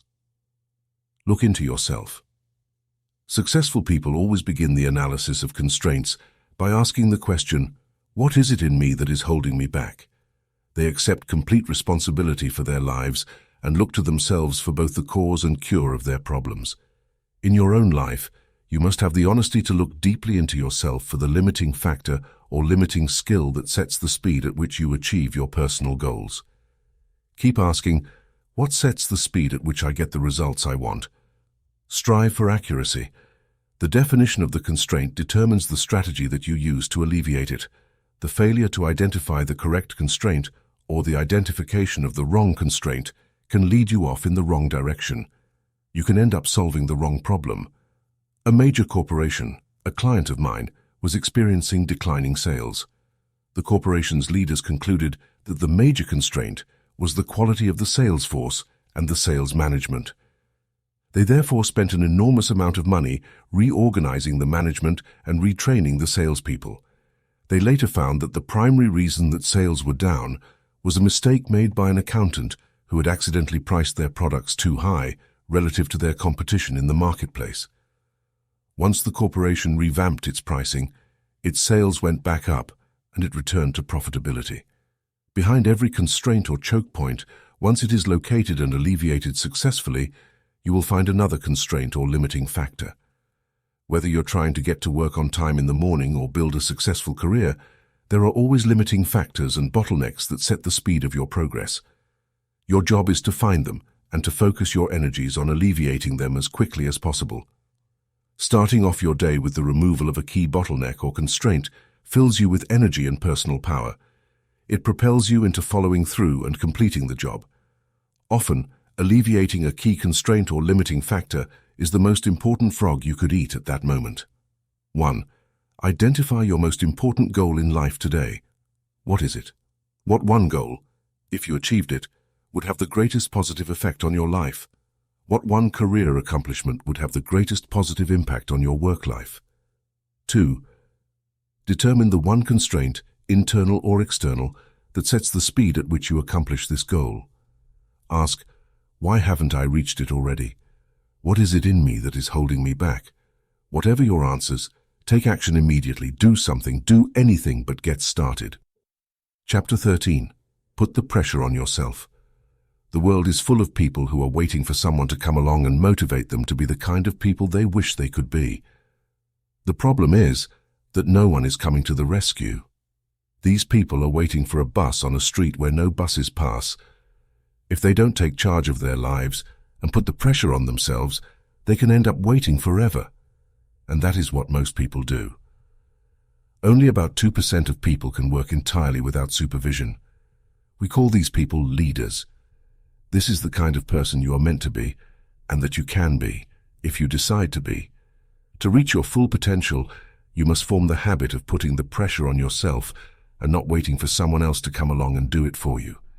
You must choose your own frogs and then make yourself eat them in their order of importance. Lead the field. See yourself as a role model. Raise the bar on yourself. The standards you set for your own work and behavior should be higher than anyone else could set for you. Make a game of starting a little earlier, working a little harder, and staying a little later. Always look for ways to go the extra mile, to do more than you are paid for. Your self-esteem has been defined by psychologist Nathaniel Branden as the reputation you have with yourself. You build up or pull down your reputation with yourself with everything you do or fail to do. The good news is that you feel better about yourself whenever you push yourself to do your best. You increase your self-esteem whenever you go beyond the point where the average person would normally quit. Create imaginary deadlines.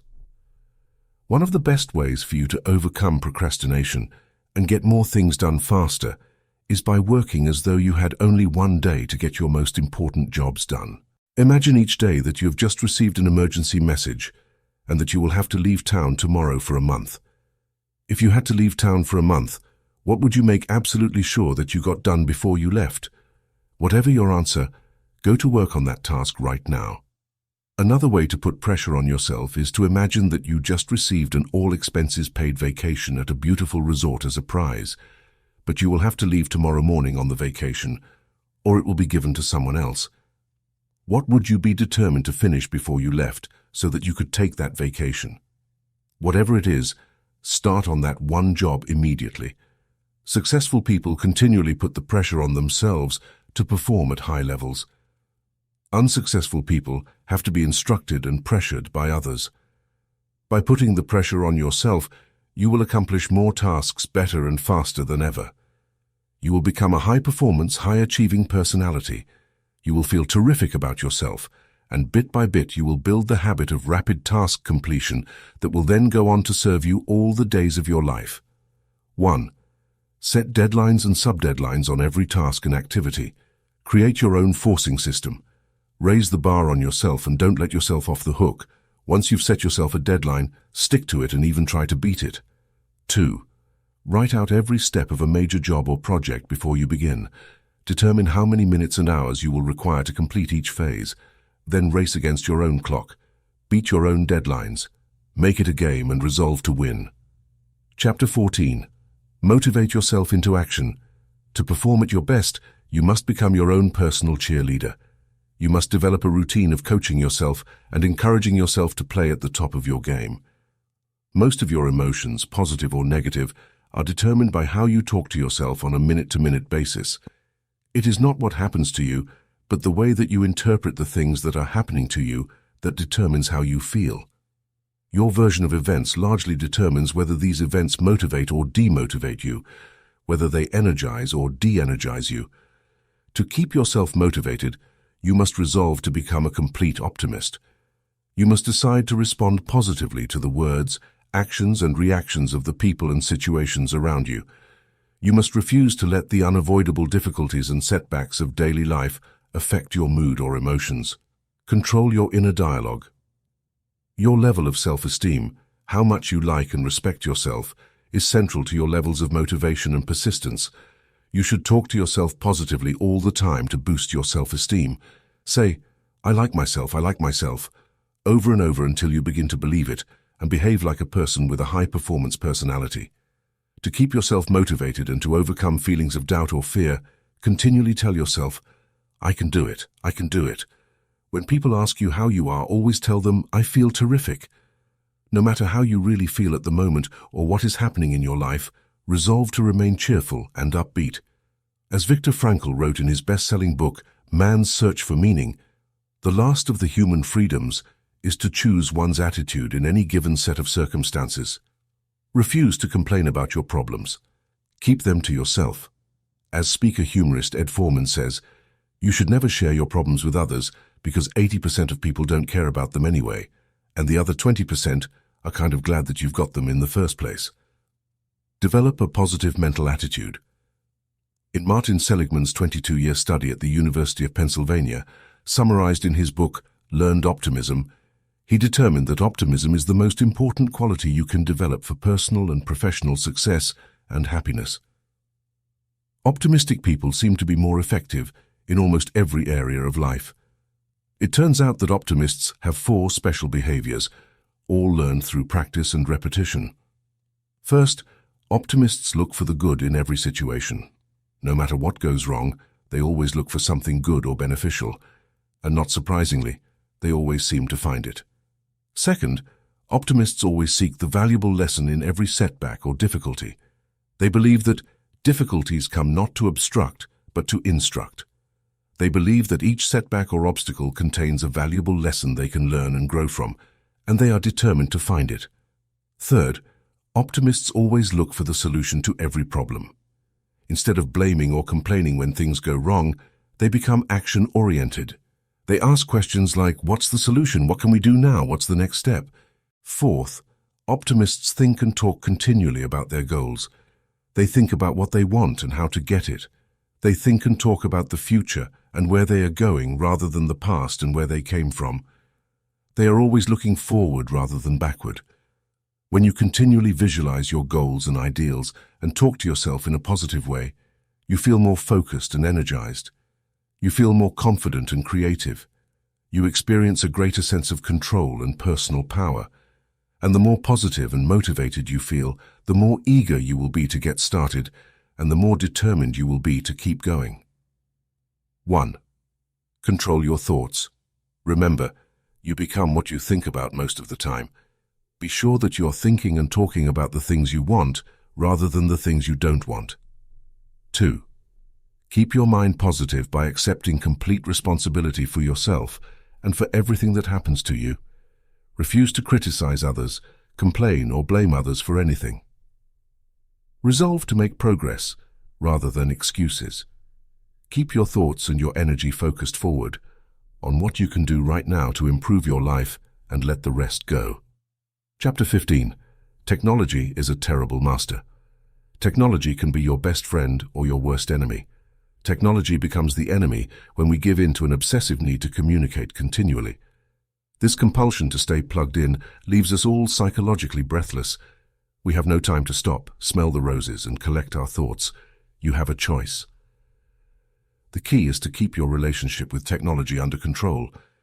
Bill Gross, who managed more than $600 billion in fixed income funds and bonds when he was with PIMCO, is famous for exercising regularly and meditating daily to keep centered while using no technology at all. Despite turning off all his devices, he never misses an important message.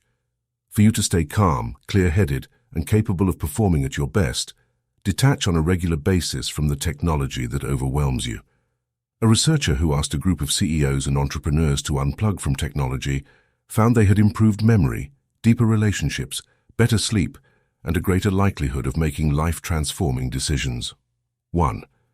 When people are too plugged in, communications technology quickly becomes a destructive addiction. People wake up in the morning and obsessively check all their phone notifications before leaving their beds. They then race to their computers for yet more typing before even eating breakfast, drinking water, or brushing their teeth. People are now checking their smartphones about 46 times each day, according to one study, 2 and about 85 times a day, according to another study, which found that people were accessing their phones twice as often as they thought. 3. Don't become addicted. In Washington not long ago, I was at a business luncheon with a room full of high-level executives. Prior to the beginning of the luncheon, one of the organizers stood up and said a short grace. All the executives bowed their heads. When the grace was over, the luncheon began. However, at my table, 4 or 5 out of the 8 people seemed to have been greatly affected by the prayer. They kept their heads down and their hands in their laps, even when the food was served. They seemed to be lost in deep thought over the profound questions of the day. Then I realized that they were not praying at all. They were all intensely focused on their smartphones, sending and receiving emails, typing like frantic teenagers playing video games. They were all lost to the world around them, drowning in a deep sink full of information exchange. Take back your time. One of my clients found himself bound and chained to his computer, receiving and responding to emails several hours each day. The more time he spent at his computer, the fewer of his other important tasks he was able to get done. The stress caused by these undone tasks, building up like an avalanche overhang, started to affect his personality, his health, and his sleeping habits. We taught him about the 80-20 rule and how it applied to emails. He deleted and unsubscribed from the 80% of his emails that had no value. Of the remaining 20%, only 4% required immediate responses. The other 16% could be transferred to an action folder to be worked on later. Refuse to be a slave. Unchain yourself from your computer. Unsubscribe from all unwanted newsletters. Set up an autoresponder that says, "I check my email only twice per day. I will reply as soon as possible. If this is an emergency, phone this number." A journalist for Fortune magazine once wrote that when he arrived back at the office after a 2-week European vacation, he had more than 700 emails waiting for him. He realized that it would take him a week to get through them all before starting on important projects. For the first time in his career, he took a deep breath and punched the delete all button, erasing those 700 emails forever. He then got busy with the projects that were really important to him and his company. His explanation was simple. "I realized that just because somebody sends me an email, it does not mean that they own a piece of my life. Although not many people would delete their entire inbox, you can definitely delete and ignore more emails than you do right now. Empower yourself to remove all emails that don't relate to important goals and relationships." Someone will tell you. People often ask me at my seminars, "But don't you have to stay plugged into technology to keep current with the news?" I tell them, if it is really important, someone will tell you. Many people unplug from the news, and surprisingly enough, they remain well informed on most important subjects. You should do the same. 1. Resolve today to create zones of silence during your day-to-day activities. Turn off your computer and your smartphone for 1 hour in the morning and 1 hour in the afternoon. You will be amazed at what happens. Nothing. 2. Resolve to unplug from technology for 1 full day each week. By the end of your digital detox, your mind will be calm and clear. When your mental batteries have time to recharge, you will be much more effective at eating frogs. Chapter 16. Technology is a wonderful servant. You must discipline yourself to treat technology as a servant, not as a master. The purpose of technology is to make your life smoother and easier, not to create complexity, confusion, and stress. Usually, to get more done of higher value, you have to stop doing things of lower value. Keep asking yourself, what's important here? What is most important for you to accomplish at work? What is important in your personal life? If you could do only 1 or 2 of the activities available to you, which ones would they be? Use your technological tools to regularly remind yourself of what is most important, and protect yourself from what is least important. Technology can be a simple way to get control of your communications, your time, and even your emotions. Take control of your communication. Clear your digital workspace as you would your physical desk. Close every program not needed for the task at hand. Block the websites that distract you the most. Make sure that only the communication channels you need to complete your task are open. Most tasks require some communication, but having 10 different ways to communicate is overkill. Once only relevant information is visible on your screen, arrange your windows for perfect workflow. Show your smartphone who's boss by disabling all notifications, both audio and visual. This is an important step toward checking your phone on your own schedule and thus regaining control of your life. But what about emergencies? Workers with responsibility for young children, elderly parents, or disabled relatives may feel that unplugging from technology or disabling notifications is simply not an option. What if their elderly parent slips in the bath or their young child has an emergency at daycare? This is an absolutely valid concern. The solution, however, is not to be available to everyone at all times. Rather, Create a phone number, email address, or other communication channel that only the caretaker of your loved one knows about. Leave that channel open and reserve it for emergencies. If you desire, you can do this for your work life as well. Give your boss or key clients a way to reach you that no one else has. You could also program your email manager to automatically sort emails from your most important work relationships into a Read First folder. In other words, segment your communication channels so that only frogs can hop into your castle of concentration. Take control of your time. Your calendar makes a wonderful servant but a terrible master. Never automatically click accept on a digital invitation. Ask yourself if the invitation really fits your priorities before pressing the button. Schedule large blocks of time for task completion into your calendar, as if they were appointments.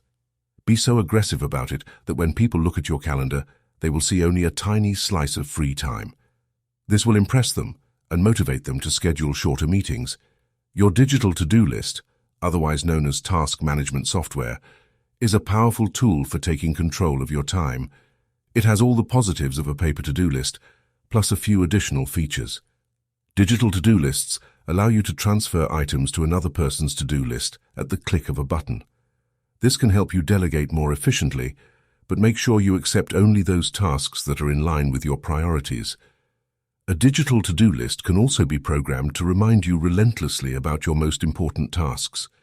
Take control of your emotions using technology. Many people fail to make technology their servant because they fear learning new skills. This fear can be mastered. Refuse to let it hold you back. Everything is learnable, and what others have learned, you can learn as well. Let your organization know that you are interested in learning about technological tools that will make you more efficient. If you have a friend, family member, or co-worker who is a tech whiz, learn everything you can from that person. Above all else, avoid the phrase, "I can't." Technology is no longer optional. It is just as important as reading, writing, and arithmetic. And the idea that only certain kinds of people are good at technology is a myth. No matter your age, race, or gender, you have the power to master technology. If you do become frustrated, just remember that it happens to everyone. Even expert programmers who are paid hundreds of dollars an hour will sometimes be frustrated by technology. When you make technology your servant, it can be a source of positive, motivating emotions and increased productivity. Post your most important stretch goal on social media and promise your followers you will achieve that goal. Update them daily on your progress so that if you skip a day or slack off, everyone will know. Posting on social media about your progress is a great way to reward yourself for making headway on long-term projects. When the payoff is far in the future, it can be hard to stay motivated, so getting likes or hearts from your followers on your daily updates can be a way to achieve a mini payoff. You can even seek out people in your field on social media and compete with them to see who can eat the most frogs. For example, many novelists like to share their daily word counts on Twitter so they can see who in their social circle is the fastest and most productive writer and who gives in to procrastination. Stop being enslaved by social media and make it work for you instead. It's simple. Instead of posting something trite, post about your life goals and seek the social support to conquer them. 1. Resolve today to turn off all notifications except for your emergency channels. Create special areas in your digital life for your most important tasks. 2. Resolve to research and install one piece of software or one app that will help you be more efficient and focused. Chapter 17. Focus your attention. Focused attention is the key to high performance. The attraction of distraction, the lure of electronic and other interruptions, leads to diffused attention, a wandering mind, a lack of focus, and ultimately, underachievement and failure. Current research proves that continuously responding and reacting to emails, telephone calls and texts, and instant messages (IM) has a negative effect on your brain, shortening your attention span and making it difficult, if not impossible, for you to complete the tasks upon which your future and your success depend. 1. Developing an addiction. When you check your email first thing in the morning, or when you respond to the bell or other sound that indicates an incoming email or message, your brain releases a tiny shot of dopamine. This shot gives you a pleasant buzz. It stimulates your curiosity and causes you to react and respond immediately. You instantly forget whatever else you were doing and turn your full attention to the new message. Like the sound of bells ringing when you win while playing a slot machine, the sound of the email or IM triggers the reaction of, "What did I win?" You immediately stop your work to find out what your prize is. When you start your day with a few shots of dopamine triggered by your email or IM bell going off, you find it extremely difficult to pay close attention to your important tasks for the rest of the day. The multitasking illusion. Some people believe that they can engage in multitasking, going back and forth between emails and important tasks, but people can focus only on one thing at a time. What they are really doing is called task shifting. They are shifting their attention back and forth, like swinging a searchlight from one object to another. After an internet interruption, it takes about 17 minutes for you to shift your total attention back to your task and continue working. This is precisely why so many people today are working harder and harder, shifting from email interruptions to work and back again all day long and getting less and less accomplished. They also make more mistakes. The proven solutions. The solutions are simple and are being adopted by the most productive people in every industry. First, don't check your email in the morning and immediately trigger the all-day dopamine addiction. Leave your devices off. Second, if you must check your email for any reason, get in and out fast and get back to work. Turn off the sound on your computer and put your phone on vibrate. Stop the stimulations that trigger the flow of dopamine and lead to continuous interruptions. Finally, resolve to check your email only twice a day, at 11 a.m. and 3 p.m., and then turn it off again each time. Provide a telephone number where someone can reach you in an emergency. Whenever you are in a meeting with one or more people, follow the same protocol. Leave electronic devices off. Never insult the persons you are meeting with by working on your laptop or answering your phone. Pay 100% attention to the other people. This applies at home as well. Double your productivity. Here is a simple way to double your productivity.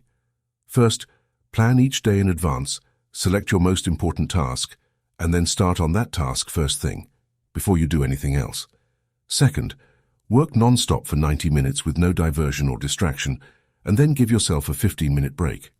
Third, start again and work another 90 minutes flat out. Finally, after this 3-hour work period, you can then reward yourself with a shot of dopamine by checking your email. When you develop the habit of completing 3 hours of important work each morning, first thing, you will both double your productivity and break yourself of the habit of checking your email all day long. You will regain full control of your life. 1. Keep your goals of success and high productivity in mind. Before you do anything, ask yourself, is this helping me achieve one of my most important goals, or is this just a distraction? 2.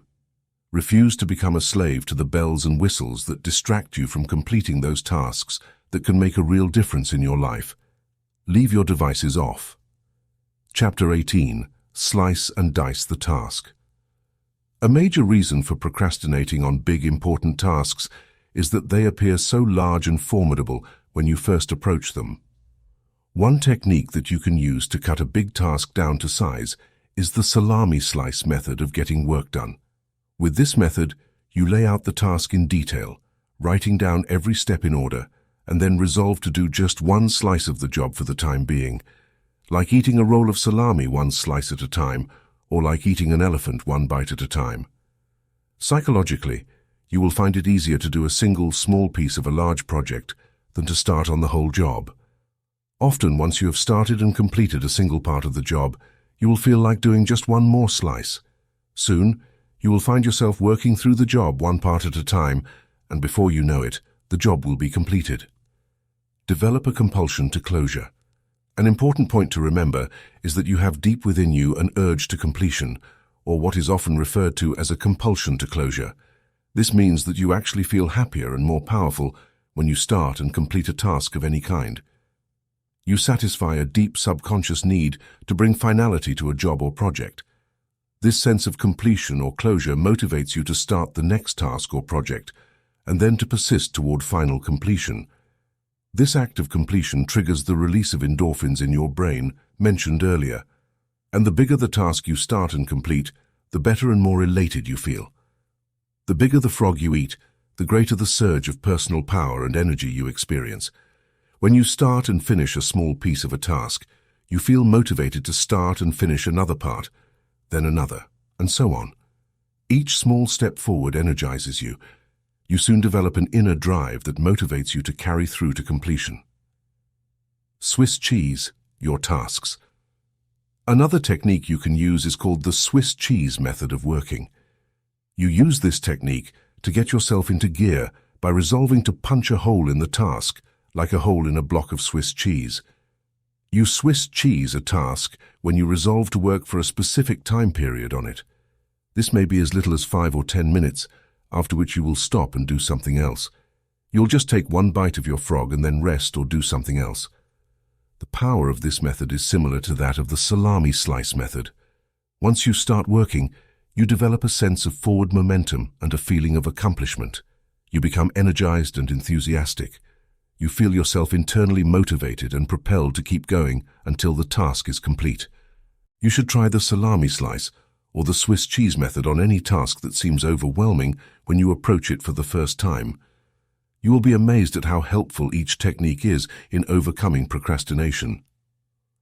I have several friends who have become best-selling authors by simply resolving to write one page or even one paragraph per day until the book was completed, and you can do the same.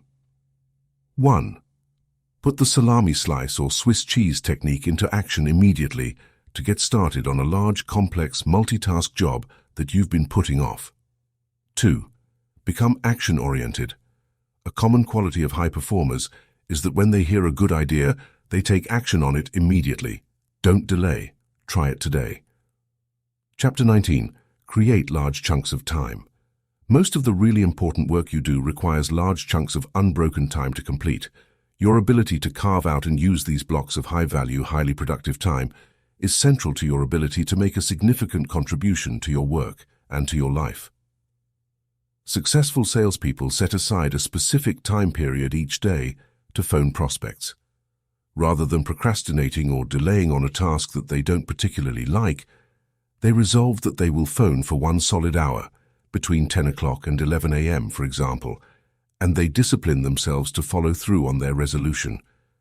Many business executives set aside a specific time each day to call customers directly to get feedback, to return phone calls, or to answer correspondence. Some people allocate specific 30 to 60-minute time periods each day for exercise. Many people read great books 15 minutes each night before retiring. In this way, over time, they eventually read dozens of the best books ever written. Schedule blocks of time. The key to the success of this method of working in specific time segments is for you to plan your day in advance and schedule a fixed time period for a particular activity or task. Make work appointments with yourself and then discipline yourself to keep them. Set aside 30, 60, and 90-minute time segments that you use to work on and complete important tasks. Many highly productive people schedule specific activities in pre-planned time slots all day long. These people build their work lives around accomplishing key tasks one at a time. As a result, they become more and more productive and eventually produce 2 times, 3 times, and 5 times as much as the average person. Use a time planner. A time planner broken down by day, hour, and minute and organized in advance can be one of the most powerful personal productivity tools of all. It enables you to see where you can consolidate and create blocks of time for concentrated work. During these working times, turn off the telephone, eliminate all distractions, and work non-stop. One of the best work habits of all is to get up early and work at home in the morning for 2 to 3 hours. You can get 3 times as much work done at home without interruptions as you ever could in a busy office where you are surrounded by people and bombarded by phone calls. Make every minute count. When you fly on business, you can create your office in the air by planning your work thoroughly before you depart. When the plane takes off, you can work non-stop for the entire flight. You will be amazed at how much work you can go through when you work steadily in an airplane without interruptions. One of the keys to high levels of performance and productivity is to make every minute count. Use travel and transition times, what are often called gifts of time, to complete small chunks of larger tasks. 1. Think continually of different ways that you can save, schedule, and consolidate large chunks of time. Use these times to work on important tasks with the most significant long-term consequences. 2. Make every minute count. Work steadily and continuously without diversion or distraction by planning and preparing your work in advance. Most of all, keep focused on the most important results for which you are responsible. Chapter 20. Develop a sense of urgency. Perhaps the most outwardly identifiable quality of high-performing men and women is action orientation. They are in a hurry to get their key tasks completed. Highly productive people take the time to think, plan, and set priorities. They then launch quickly and strongly toward their goals and objectives. They work steadily, smoothly, and continuously. As a result, they seem to power through enormous amounts of work in the same amount of time that the average person spends socializing, wasting time, and working on low-value activities. Getting into flow. When you work on your most important tasks at a high and continuous level of activity, you can actually enter into an amazing mental state called flow. Almost everyone has experienced this at some time. Really successful people are those who get themselves into this state far more often than the average person. When you're in the state of flow, which is the highest human state of performance and productivity, something almost miraculous happens to your mind and emotions. You feel elated and clear. Everything you do seems effortless and accurate. You feel happy and energized. You experience a tremendous sense of calm and increased personal effectiveness. In the state of flow, identified and talked about over the centuries, you actually function on a higher plane of clarity, creativity, and competence. You are more sensitive and aware. Your insight and intuition guide you and direct you to do and say exactly the right things at the right time. You see the interconnectedness of people and circumstances around you. You often come up with brilliant ideas and insights that enable you to move ahead even more rapidly. Trigger high performance in yourself. One of the ways you can trigger this state of flow is by developing a sense of urgency. This is an inner drive and desire to get on with the job quickly and get it done fast. It is an impatience that motivates you to get going and to keep going. A sense of urgency feels very much like racing against yourself. With this ingrained sense of urgency, you develop a bias for action. You take action rather than talking continually about what you are going to do. You focus on specific steps you can take immediately. You concentrate on the things you can do right now to get the results you want and achieve the goals you desire. A fast tempo seems to go hand in hand with all great success. Developing this tempo requires that you start moving and keep moving at a steady rate. The faster you move, the more impelled you feel to do even more even faster. You enter the zone. Build up a sense of momentum. When you regularly take continuous action toward your most important goals, you activate the momentum principle of success. This principle says that although it may take tremendous amounts of energy to overcome inertia and get started initially, it then takes far less energy to keep going. The good news is that the faster you move, the more energy you have. The faster you move, the more you get done and the more effective you feel. The faster you move, the more experience you get and the more you learn. The faster you move, the more competent and capable you become at your work. A sense of urgency shifts you automatically onto the fast track in your career. The faster you work and the more you get done, the higher will be your levels of self-esteem, self-respect, and personal pride. You will feel in complete control of your life and your work. Do it now. One of the simplest and yet most powerful ways to get yourself started is to repeat the words, "Do it now, do it now, do it now," over and over to yourself. If you feel yourself slowing down or becoming distracted by conversations or low-value activities, repeat to yourself the words, "Back to work, back to work, back to work," over and over. In the final analysis, nothing will help you more in your career than for you to get the reputation for being the kind of person who gets important work done quickly and well. This reputation will make you one of the most valuable and respected people in your field. 1. Resolve today to develop a sense of urgency in everything you do. Select one area where you have a tendency to procrastinate and make a decision to develop the habit of fast action in that area. 2. When you see an opportunity or a problem, take action on it immediately. When you are given a task or responsibility, take care of it quickly and report back fast. Move rapidly in every important area of your life. You will be amazed at how much better you feel and how much more you get done. Chapter 21. Single-handle every task. Eat that frog. Every bit of planning, prioritizing, and organizing comes down to this simple concept. Every great achievement of humankind has been preceded by a long period of hard, concentrated work until the job was done. Your ability to select your most important task, to begin it, and then to concentrate on it single-mindedly until it is complete, is the key to high levels of performance and personal productivity. Once you get going, keep going. Single-handling requires that once you begin, you keep working at the task without diversion or distraction until the job is 100% complete. You keep urging yourself onward by repeating the words "back to work" over and over whenever you are tempted to stop or do something else. By concentrating single-mindedly on your most important task, you can reduce the time required to complete it by 50% or more. It has been estimated that the tendency to start and stop a task to pick it up, put it down, and come back to it can increase the time necessary to complete the task by as much as 500%. Each time you return to the task, you have to familiarize yourself with where you were when you stopped and what you still have to do. You have to overcome inertia and get yourself going again. You have to develop momentum and get into a productive work rhythm. But when you prepare thoroughly and then begin, refusing to stop or turn aside until the job is done, you develop energy, enthusiasm, and motivation. You get better and more productive. You work faster and more effectively. Don't waste time. The truth is that once you have decided on your number one task, anything else that you do other than that is a relative waste of time. Any other activity is just not as valuable or as important as this job, based on your own priorities.